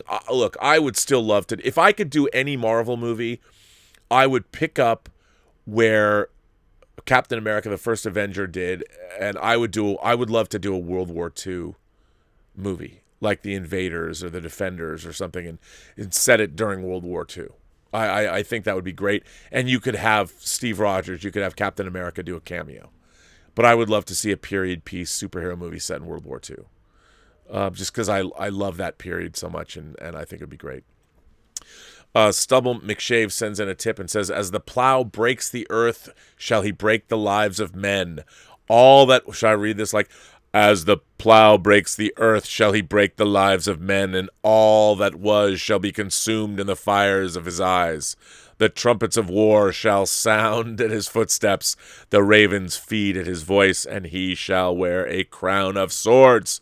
A prophecy in Wheel of Time. Well, that's a great prophecy, Stubble. By the way, you got to give it up for Stubble. By the way, you know why you got to give it up for Stubble? Because he can come back. Stubble McShave here, sending in a video since Rob wanted us to do that for our show where I'm watching the show from. And I'm watching it from this chair, and I have this footstool. And when I'm doing a drinking game, I'm usually in the sofa. Because of the proximity to the table, and I'm watching it on my TV and comment on my phone. And I have some of my movies here and some of my books. Most are not here, they're in storage. I recently moved and a few bookcases were damaged in the move, so they're in storage. The only thing that's organized are my recently purchased Wheel of Time from Orbit. My old paperbacks were in bad shape. And of course I have the hardbacks, some of them here. The others are in storage. And some Christmas decorations are still up. And as Rob says, have a better day. I love that video that you sent, Stubble. I love that I've got it online. By the way, if you've sent me videos lately, I'm putting them together. And for my 400th episode, there's a few people I've reached out to, and I'm gonna have some pretty interesting interviews, which will be great. Because unlike John, what I want to do is I'm gonna try and pre-record interviews with people so I can let them play. I'm going to do them in advance, so I could go on for an hour and then maybe do a half-hour interview and show it.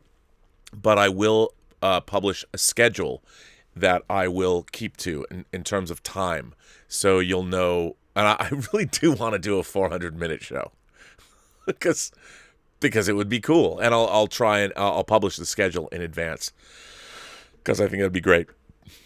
Joseph sends in a tip and says, Rob, Momservations should be an obligatory once-a-month thing on your channel. By the way, I believe I'm going to start writing my first ever script for my first ever comic book next week. Congratulations, man. Or at least an outline along with the dialogue. I'm scared to death. What? Don't be scared. Are you going to draw it yourself? Obviously, you're incredibly talented. I love your art. And one day, soon, I mean, when I have this all done, I still owe everybody the wall of Hot Toys figures, which I want. I mean, I'm having to move everything around, but I want my wall of Hot Toys figures so I can show them to you. Because I have all these... Elizabeth's like, you still have all these figures in boxes. Yes, I know. I want them out of boxes. I want all of my collectibles in one place so I can just... That's why I'm opening things like the Alpha Moonbase buggy so I can take all this stuff out. You know, like my Gamelon ship. Look at this. I got this Gamelon ship. I haven't even opened this. And this is part of the Soul of Chogokin line. I mean, it doesn't really do much, but, you know, it's a Gamelon attack ship from Star Blazers. Star Blazers 2202. I hope they make more of these because they need to. But why is this in this box? I don't know. I want to open everything. Why have it? I could be dead soon. Why? I do not want to die with unopened toys. That's my new life philosophy. Don't be scared, Joseph. Here's the thing. Why, if you're going to write your own comic and you're going to draw your own comic, what's to be scared of? Just do it. You know what's amazing? You'll write your script, you'll start drawing it, and then suddenly you're going to have something to show people, and you're like, bruh, I made a comic. I mean, there's nothing to be scared of. You can't, here's the thing. There's nothing you can do nothing could go wrong. Nothing can go wrong at all. You cannot lose by doing your own comic. Don't be scared. And by the way, show us your progress. When you start writing it, I mean, I'm sure people would chime in. John McKinney sends in a super chat and said, The Hunchback of Notre Dame from 1996 is my favorite Disney movie, tied with Who Framed Roger Rabbit. I never read the book by Victor Hugo. Is it worth a read? Yes, it is worth a read, and you should read it. I really liked Hunchback of Notre Dame. I think it's really, really good. I love that movie. The Disney film. I think it's great.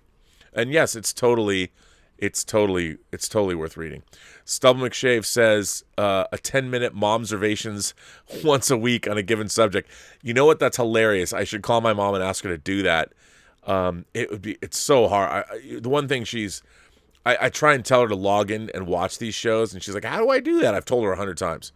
It's not as difficult as dealing with my grandmother when she was still alive, trying to teach her how to program her VCR, but it's close.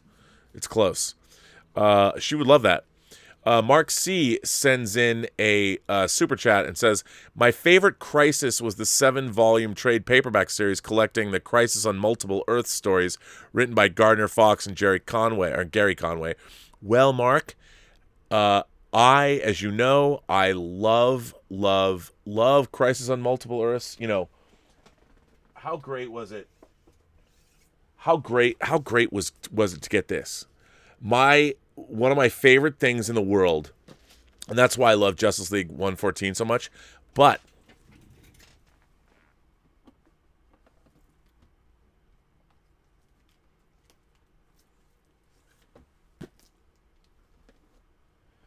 this is my favorite thing about this Crisis box, because it's all Crisis on Multiple Earths. It's got it all. Wait, can't see. Wait, everyone, look at that. How awesome is that? It's dope, and they're all hardcover. Oh, yeah. I loved these. That's part of the reason I probably bought this in the first place, to be honest.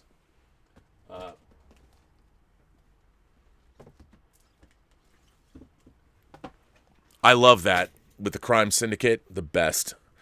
So good. But so, Mark, you are correct. I love those. Jordan's channel sent in a super chat and said, if you use sound editing software, what do you use? You know what? I mean, Pro Tools would be the go-to of choice. But to be honest, in when I'm mixing the Hills Run Red pieces, I'm just doing it in Final Cut X. I know people are like, what? Final Cut X?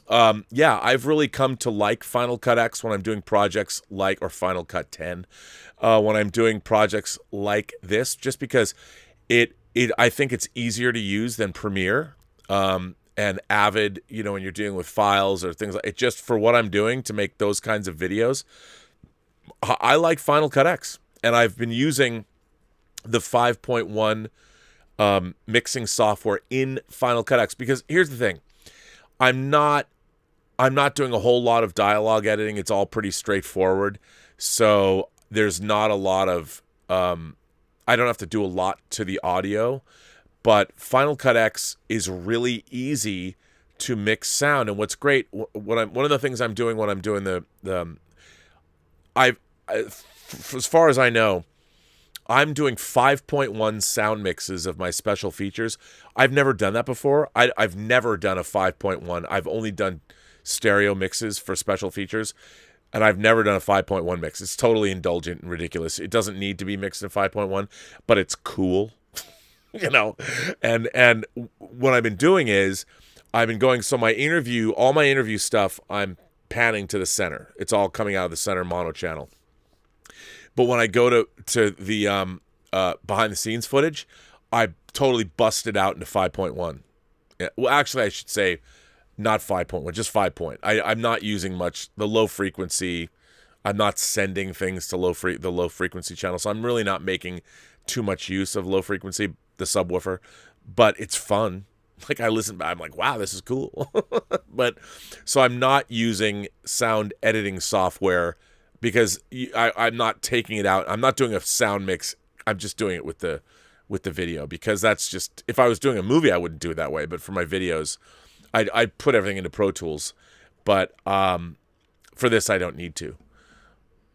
Although maybe I do. It'd just be too much work. I couldn't do it. So yeah, Pro Tools would be the sound editing software of choice, which I have. Tom S. sends in a tip and says, I just read my first comic, and it was Crisis on Infinite Earths. Didn't expect the comic to be that long. Did you know the guy who plays Monitor and Anti-Monitor is Agent Mike from Designated Survivor? Yes. What did you think of the final season and Maggie Q's ending? Oh my God. Okay, for those of you who have been here for a long time, you've heard me talk about, I thought the first 10 episodes of Designated Survivor was some of the best. I love political thrillers. I love great political thrillers. I've always loved great political thrillers. And I thought Designated Survivor was what I call airport reading. Like, you go to the airport and you buy some, whatever, like some conspiracy theory book or something, and it's just great. You're reading it. I mean, it's not Dostoevsky, but it's great for what it is. I thought the first 10 episodes of Designated Survivor were great, and then they went on this really long mid-season hiatus, and for whatever reason, the creative team was dispensed with, and it was lame. When he came back, it was lame. I was so disappointed. And season 2, I kind of checked out. But then when Netflix picked it up, I went back and watched season 2. Yeah, whatever. Natasha McElhone, why would you not keep her around? I love her so much. I've loved her since Solaris, since Soderbergh Solaris. But I liked the third season. It was all right. It was pretty good. But Maggie Q, come on, man. That was so bad. I was so pissed. But I get it. They weren't coming back. But I did not dig it. But the first 10 episodes of Designated Survivor are great. John Suntress from the Word Balloon podcast is here. By the way, if you have not listened to the Word Balloon podcast, he's been killing it lately. Word Balloon, obviously, as its namesake might imply, yes, he does a lot of comic book work. By the way, speaking of comic books, this would be a time to plug my upcoming appearance at the Mainframe Online Comic-Con. I will be moderating some panels. I will be doing all kinds of things. It is a 2-day online Comic-Con, and it is from April 25th to 26th. So I guess that would be 2 weeks from this weekend. So find me there. That should be a lot of fun.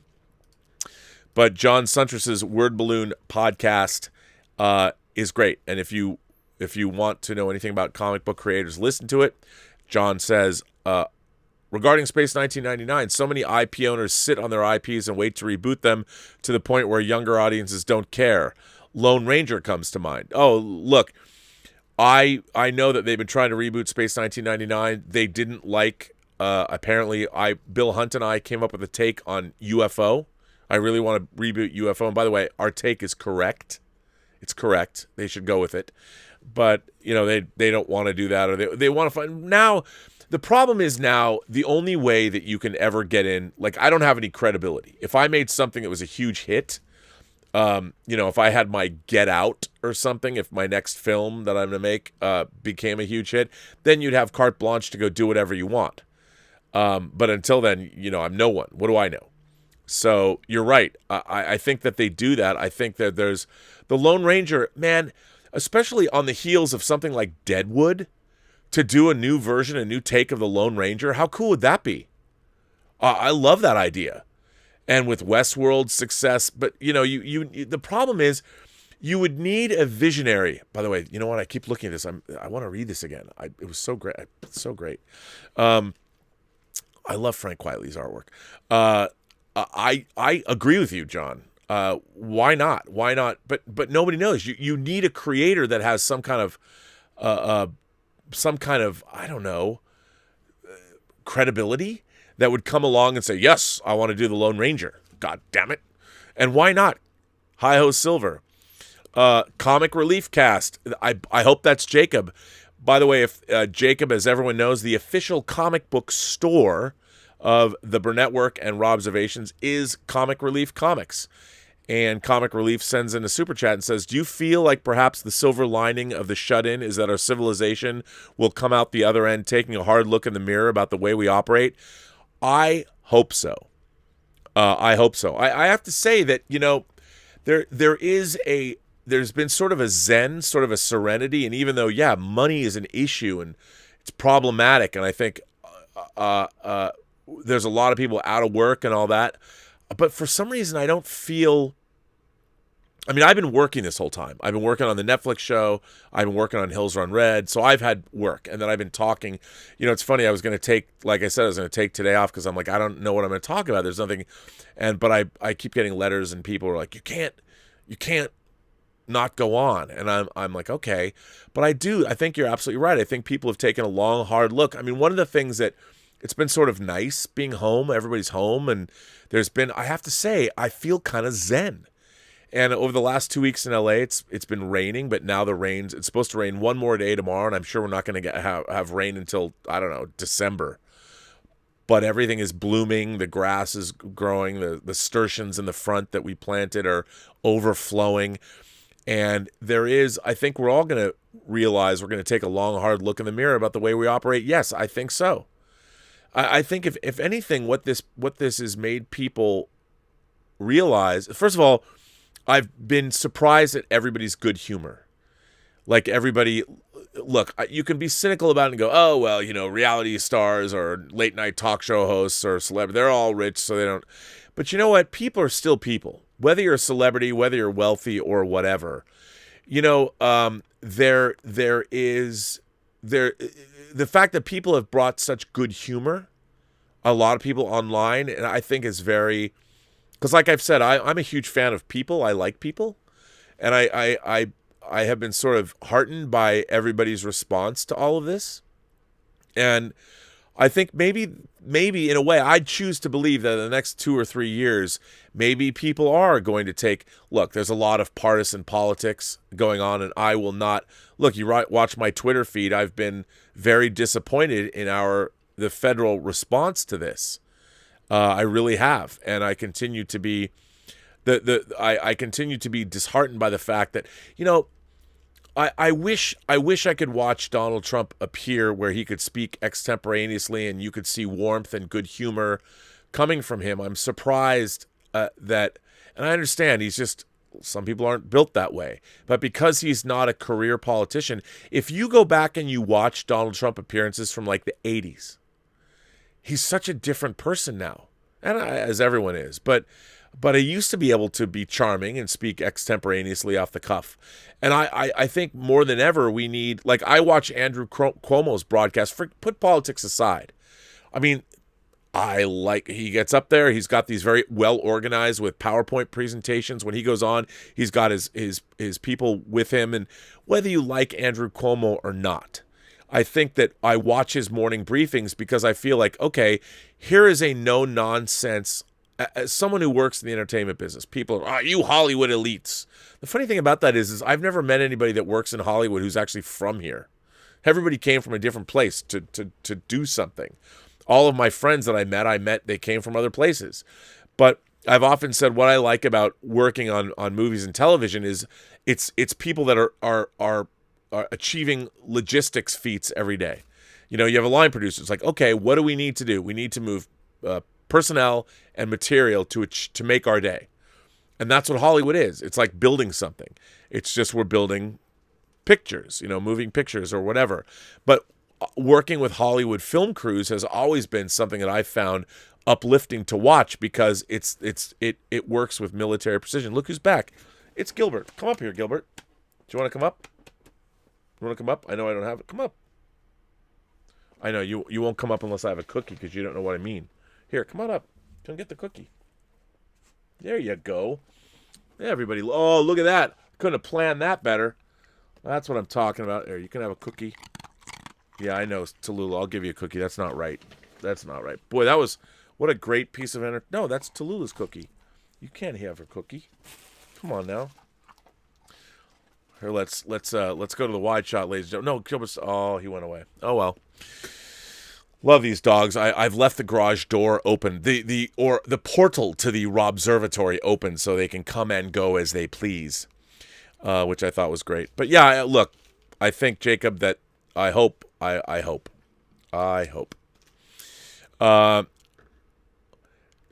see. DC Marvel sent in a super chat and says, "Hey Rob, do you watch The Walking Dead?" I do. You know, I read the comics. I've got the Absolute Editions right down there, or the image versions of the Absolute Editions or whatever. But, you know, I watch it, but I don't.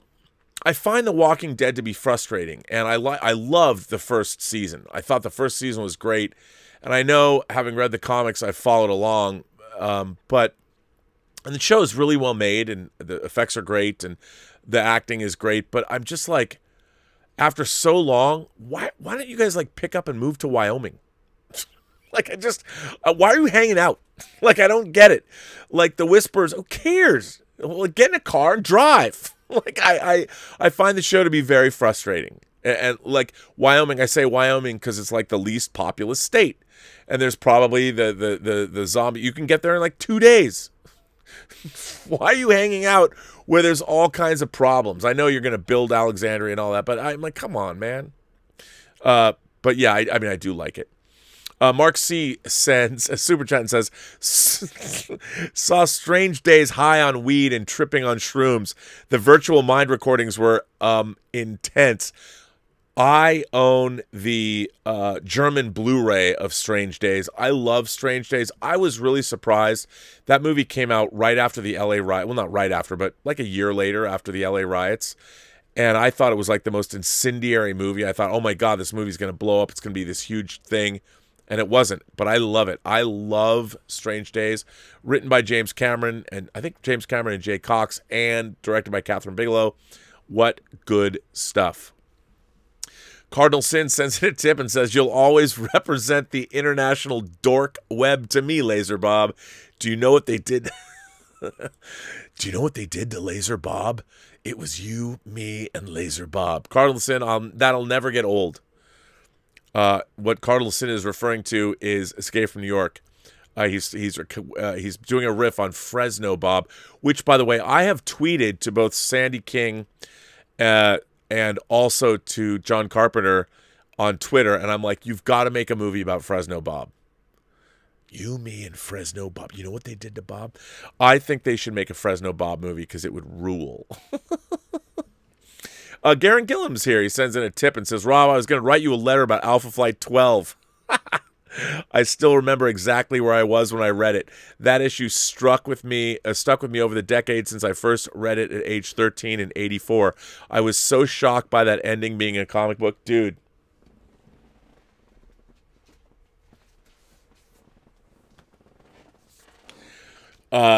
Yes. Alpha Flight 12. You know what? I shouldn't do this. Like, you know what? It'd be, you know what? I'm not going to do it. I won't do it. It's just because if you haven't read the first 12 issues of Alpha Flight, actually, even issue 20, is it 24? 24 isn't here, right?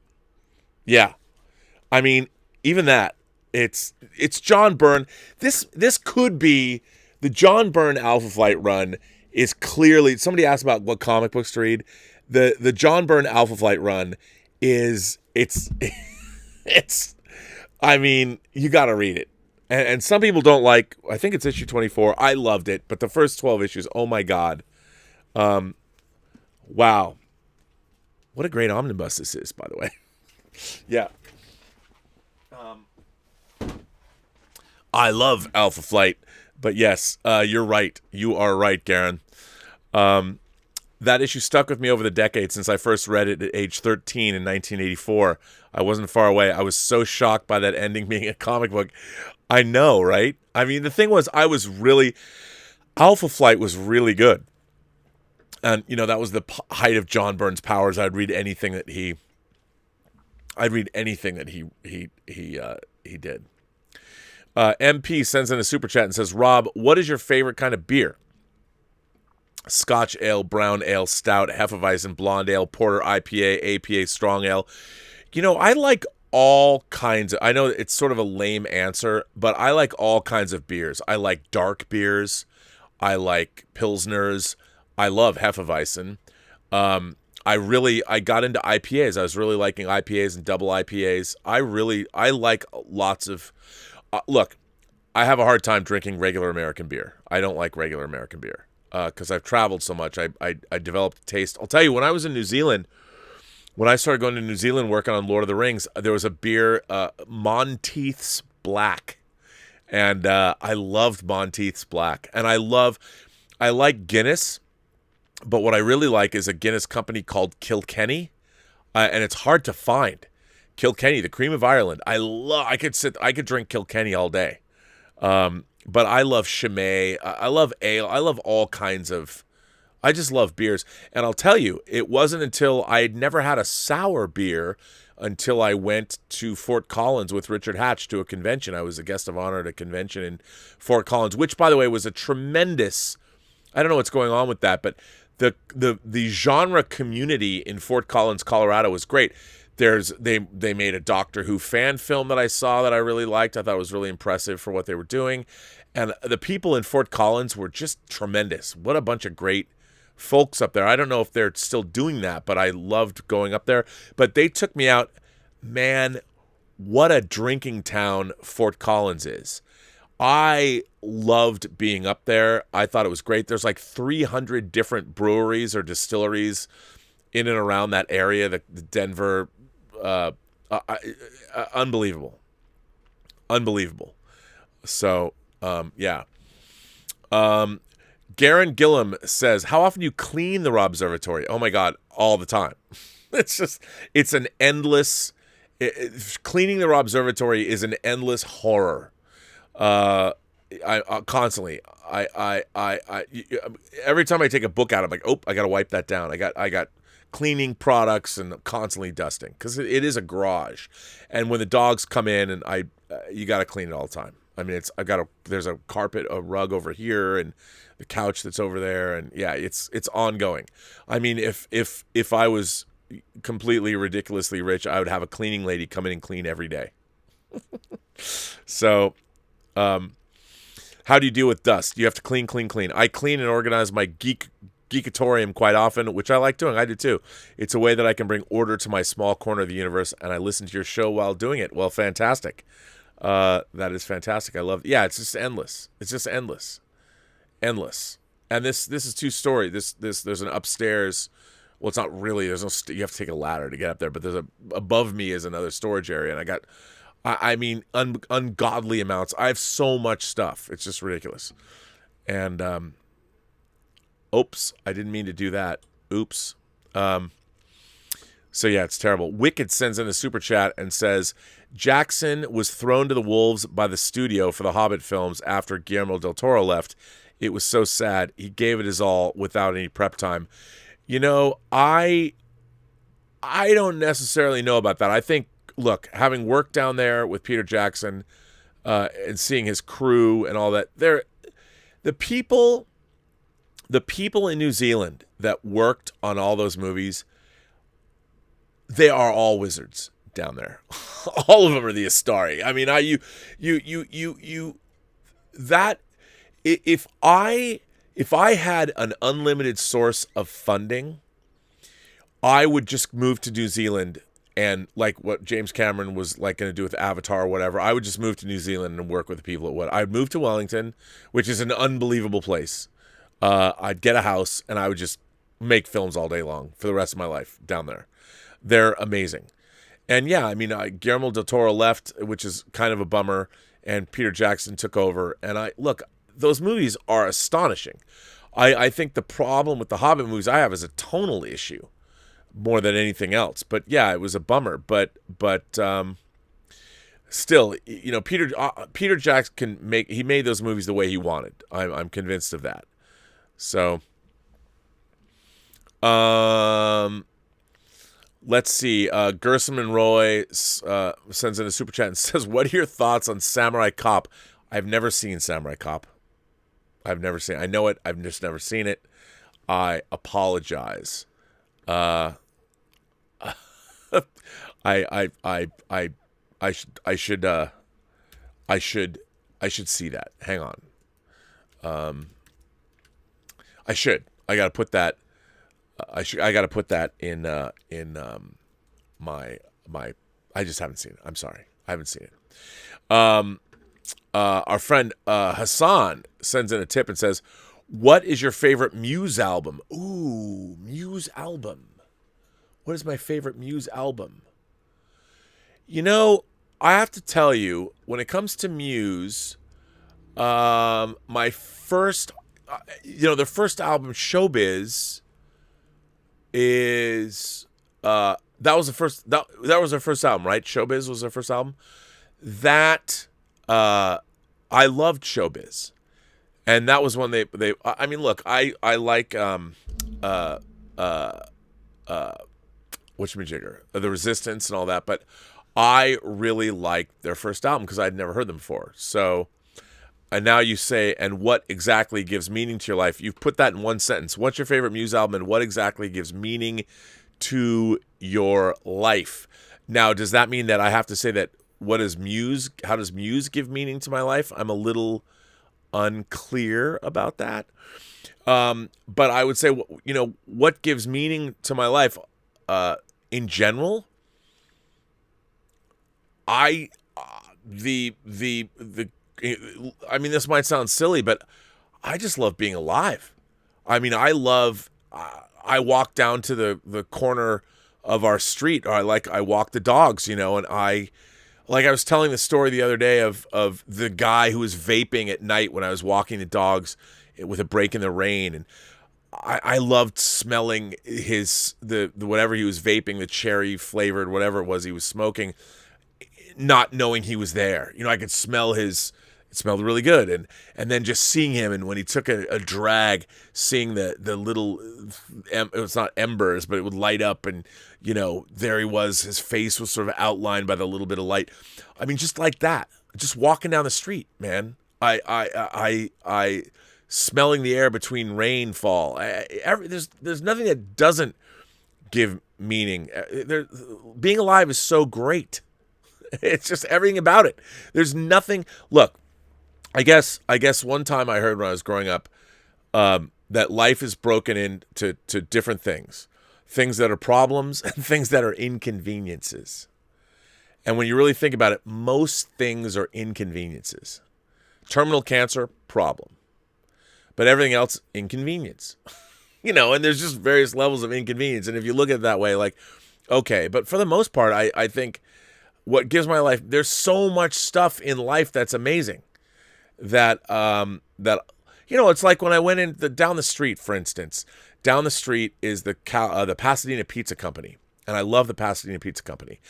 And it's very funny. Like, everybody there, they service a lot of people. And yes, when they're cooking, the thing about wearing gloves is they would have to constantly take them off. They're constantly disinfecting and all that there. I love them.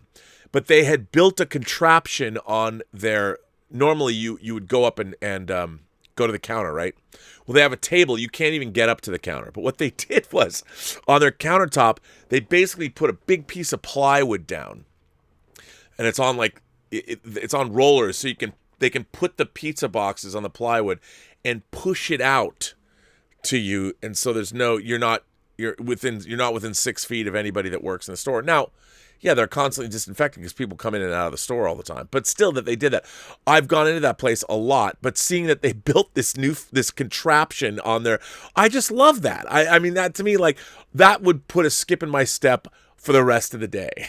Just seeing that just somebody did that. I just take delight in the fact that somebody did that. It's when memes, like when somebody makes a clever meme, I'm like, aha, there's so much in the world to delight. And it's usually, I mean, somebody once said hell is other people, but I take delight in other people. I guess that's what gives my life meaning. I mean, you heard my mom talking. I grew up in a household where my parents were very my parents loved. My mom loved to golf. Golf was a religion in my family. My parents met on the golf course. They love golfing, so they were so into golf. My dad was president of the country club, and I know white people ridiculous, but it's not like that. I mean, my great grandfather founded a country club for Jews because nobody back in the day would let Jews into their country club. My grandfather did it in Palm Springs. My great grandfather did it in Seattle. But so golf was like a religion in my family. I was not into golf at all, but I love the fact that my parents were so into golf and they were so into something, and they were. I like I said, I never heard my parents say a bad word about other people. Like I never once heard not politicians, not friends of theirs. I never heard my parents say a bad word about anybody. And my parents were for the most part. I mean, my mom was a little crazy, to be honest, but for the most part, my parents were always smiling about everything. Like, my dad would walk around with a cigar dangling from his lower lip, and he always had this bemused expression on his face, like a wry smile, and he would walk around and kind of look at everything was bemused him, and that's kind of how I see life. I mean, there's nothing in my mind that's not bemusing in some way, shape, or form, or interesting. Like, I even know there's homeless people that live in this area, and I know them.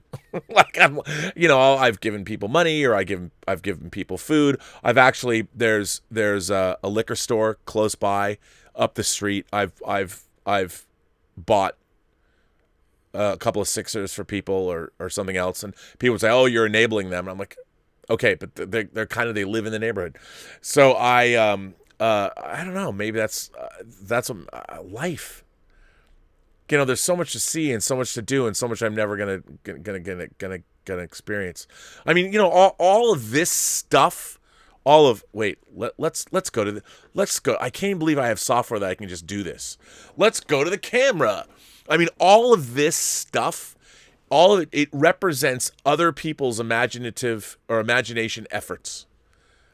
Whether it's music or whether it's, I mean, that my pink Darth Vader head was made to support breast cancer research. That's why I bought it, because my mom is a breast cancer survivor. Over the course of 3.5 years, she had 2 radical mastectomies and survived breast cancer in her mid-30s. So breast cancer is always something that but I mean, all of this stuff, how can you not be excited about a world that is just full of all of this imagination, all these people doing all of these cool things? I mean, you look at this box. The Skywalker saga, right? I mean, with the there's not just the movies themselves, but all the special features and everything that some. I mean, look, yeah, did I like the sequel trilogy? Not much, but still, what it all represents. I mean, there's just so much cool stuff in the world, and there's cool people, and there's places to go and cultures to see, and not enough time. Not enough time. I don't know if that answered your question. What's the question, Hassan? Mark C sends in a super chat and says, check out Gennady Tartakovsky's Primal. I loved his Clone Wars. I keep hearing about that. Imagine Ugg from Hanna-Barbera's Dino Boy with a pet T-Rex fighting for survival. Super bloody fun. I've seen an episode of Primal. It's amazing. I loved it. I haven't watched the whole thing. I just watched one episode, the first one. Stubble McShave sends in a tip and says, Peter Jackson has focused on documentaries with his World War I doc and the Beatles documentary that's coming out this year. Over or under 50% he will do another feature in the next 5 years. The thing is, I don't know. I mean, I don't know. After he might have run the course. He might not want to make another feature. I think though he will. If nothing else, he'll go back to his roots. I mean, right now, once you've made Lord of the Rings and then you've done The Hobbit, and whether it's The Lovely Bones or Heavenly Creatures, I mean, he has a great oeuvre of movies. And I think now, I mean, he's got more money than God, and if he wants to, he will. But I think he will. I don't know about the next 5 years, but maybe he will. He might. Mark C sends in another chat and says, I'm working on my own comic book. It's very much a 40s Buck Rogers style sci-fi story called The Adventures of Dirk, Danger, and the Space Rangers versus the Saturn Men. Well, pour that up, son. I'll drink that. I would love to see that. I love 40s Buck Rogers style. I mean, if only you could get like Dave Stevens to illustrate it, but Dave Stevens is no longer with us. But man, I'm in. Count me in. I'll buy that. We'll promote it on the show. Paul Gilmore sends in a tip and says, Hey-o, Robbie, my main man. I've heard that T2 and Forrest Gump 4K Masters are very lackluster compared to the Blu-rays. Do you own them? And if so, your thoughts on the Master? I did not get either one of those discs for that very reason. I've heard that they were lackluster, that they didn't do a great job, and I did not purchase them for that reason. And that's a bummer.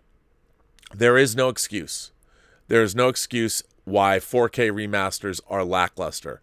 You have to know, though, what you're doing. And sometimes they don't know what they're doing. Sean M. sends in a super chat and says he nominates Jack Hawkins for president. The actor, Jack Hawkins, but he's not here anymore. I'm looking at Jack Hawkins. I was looking at Jack. Is he a character? Am I not getting Jack Hawkins? Who do you mean, Sean M? Am I missing something? I don't know. I probably am. Paul Gilmore sends in a tip and says, Hey, Rob, why are you so good looking? Am I good looking? I don't know. I think I'm a little, as somebody said on Twitter that I was, or somebody left a comment that said I was bloated and old. So I appreciate that, Paul. Thanks for saying so. Magic K sends in a tip and says, Ghost in the Shell SAC 2045 will hit Netflix on April 23rd, just 2 weeks later. I'm looking forward to that. I really like Ghost in the Shell. I can't wait. Drewski sends, what's your Mount Rushmore of Marvel villains? Galactus, Thanos, Kang. That's a good question. You gotta kind of put Kingpin there, don't you? I mean, you say Mount Rushmore. I mean, powerful. I'm thinking too powerful, but I love Kingpin a lot, and I would say, I guess that's what I would say. Mount Rushmore. Yeah, I would. That's a good question, though. I have to think about that. Paul Gilmore sends in a tip and says, do you know why Strange Days hasn't been released in the United States on Blu-ray? Perhaps a rights issue. I have to tell you, Strange Days is a Lightstorm movie, James Cameron's company, and domestically they have not released The Abyss, True Lies, Strange Days, or Steven Soderbergh's remake of Solaris. I do not know why, and it's monumentally frustrating. Those are Blu-rays, those are 4K discs. I mean, I have Strange Days because I got it from Germany. And by the way, the German Blu-ray is great. But, you know, you have to have a multi-region player to play it. But where The Abyss, where True Lies, and where Solaris is, I don't know. It's insane to me that James Cameron can't get those out. I desperately want those on Blu-ray or 4K. I don't know. Magic Case says, comic recommendation, John Constantine Hellblazer is a fantastic comic series. Writer Simon Spurrier brings our filthy Johnny boy back to his British roots. I have every issue of the original run of Hellblazer, and starting with the Jamie Delano run. I'm a huge fan. I have not read Constantine since it ended, but I would totally get into that. Fergal Kelly sent in a super chat and says, Kilkenny is kind of a Guinness head with a Smithwick's ale. Kinda. If you can Smithwick's over there. I've never had Smithwick's, I don't think. I love Kilkenny, and you can't get it. I became a huge fan of it again in New Zealand. And it's hard. Stubble McShave sends in a tip again. Should I play Stubble McShave's video again? No. Stubble, I love you, man. How do you think society would react to a solar flare knocking out all satellites? We would be able to interact on a local level, but be isolated from the rest of the world. In a macro lens, it would be an inverted view from the current situation. I think we would figure it out. You know, we'd go back to doing things like cabling and stuff. But I think even if a solar flare knocks stuff out, we would get back on the right track. Pretty cool. Rupert Big Bunny sends in a tip and says, can you say hi to my buddy Mustard, please? Well, Mustard, your friend Rupert Big Bunny says hello, or asks me to say hello to you, Mustard, and I'm saying that I'm saying hello to you from the Robservatory. All right. Bob Koala's here. And he sends in a tip and says, Mr. B, your favorite one-scene wonder. One scene, huge impact on the film. Alec Baldwin's steak knife speech in Glengarry Glen Ross, of course. Anne Bancroft's Miss Kendall in Elephant Man.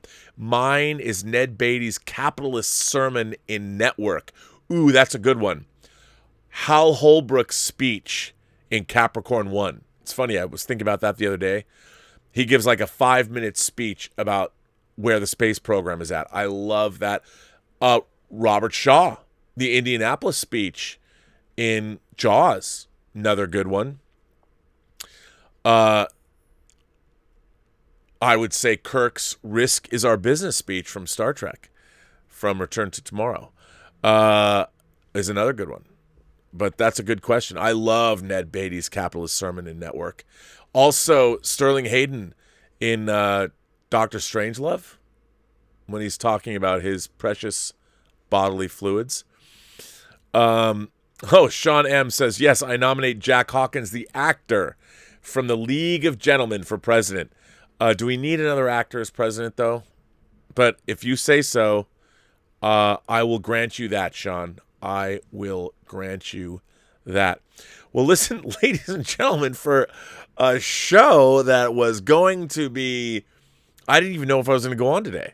This has been hellaciously fun today. I got to get back to work, though. I got pieces to deliver, folks. I got work I've got to do. And you know what? I mean, it's amazing. This poor beer has been sitting here now for 4 hours, and it remains half drunk. That is very sad. It's actually pretty good. It's a new Belgian ale, Voodoo Ranger. Listen, I can't thank you all enough for the overwhelming support you've given this channel today.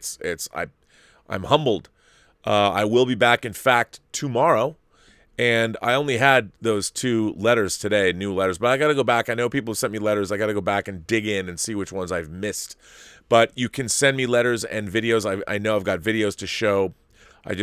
Before I can show them, I have to prep them, which I will do.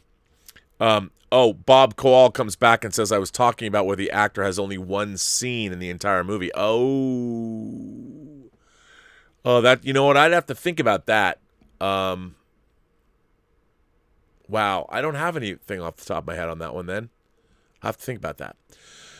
But anyway, I will be back, and I can't thank you enough for all the generous support you showed me today. This was amazing. I guess I've been rewarded by you guys for coming on, and I was really not going to come on today.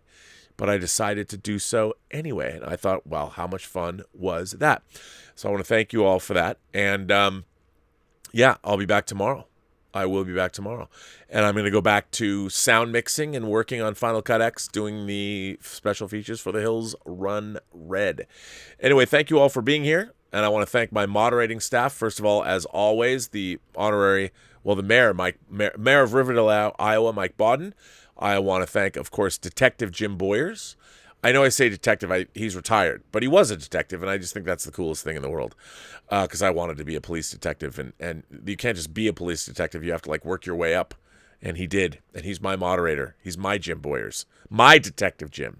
I want to thank, of course, Greg Smith, old friend Greg Smith, who's building a 1-to-1 scale snowspeeder from Empire Strikes Back for its 40th anniversary, and I, of course, want to, you can't do this without talking about Louis Yu, who's not feeling very well, and Jordy Lyons for being great moderators. But most of all, I want to thank you imagination connoisseurs, you members of the Post-Geek Singularity community, for being the way you are. And we're rapidly approaching episode number 400, which should be a barn burner. I'm going to go on for 400 minutes.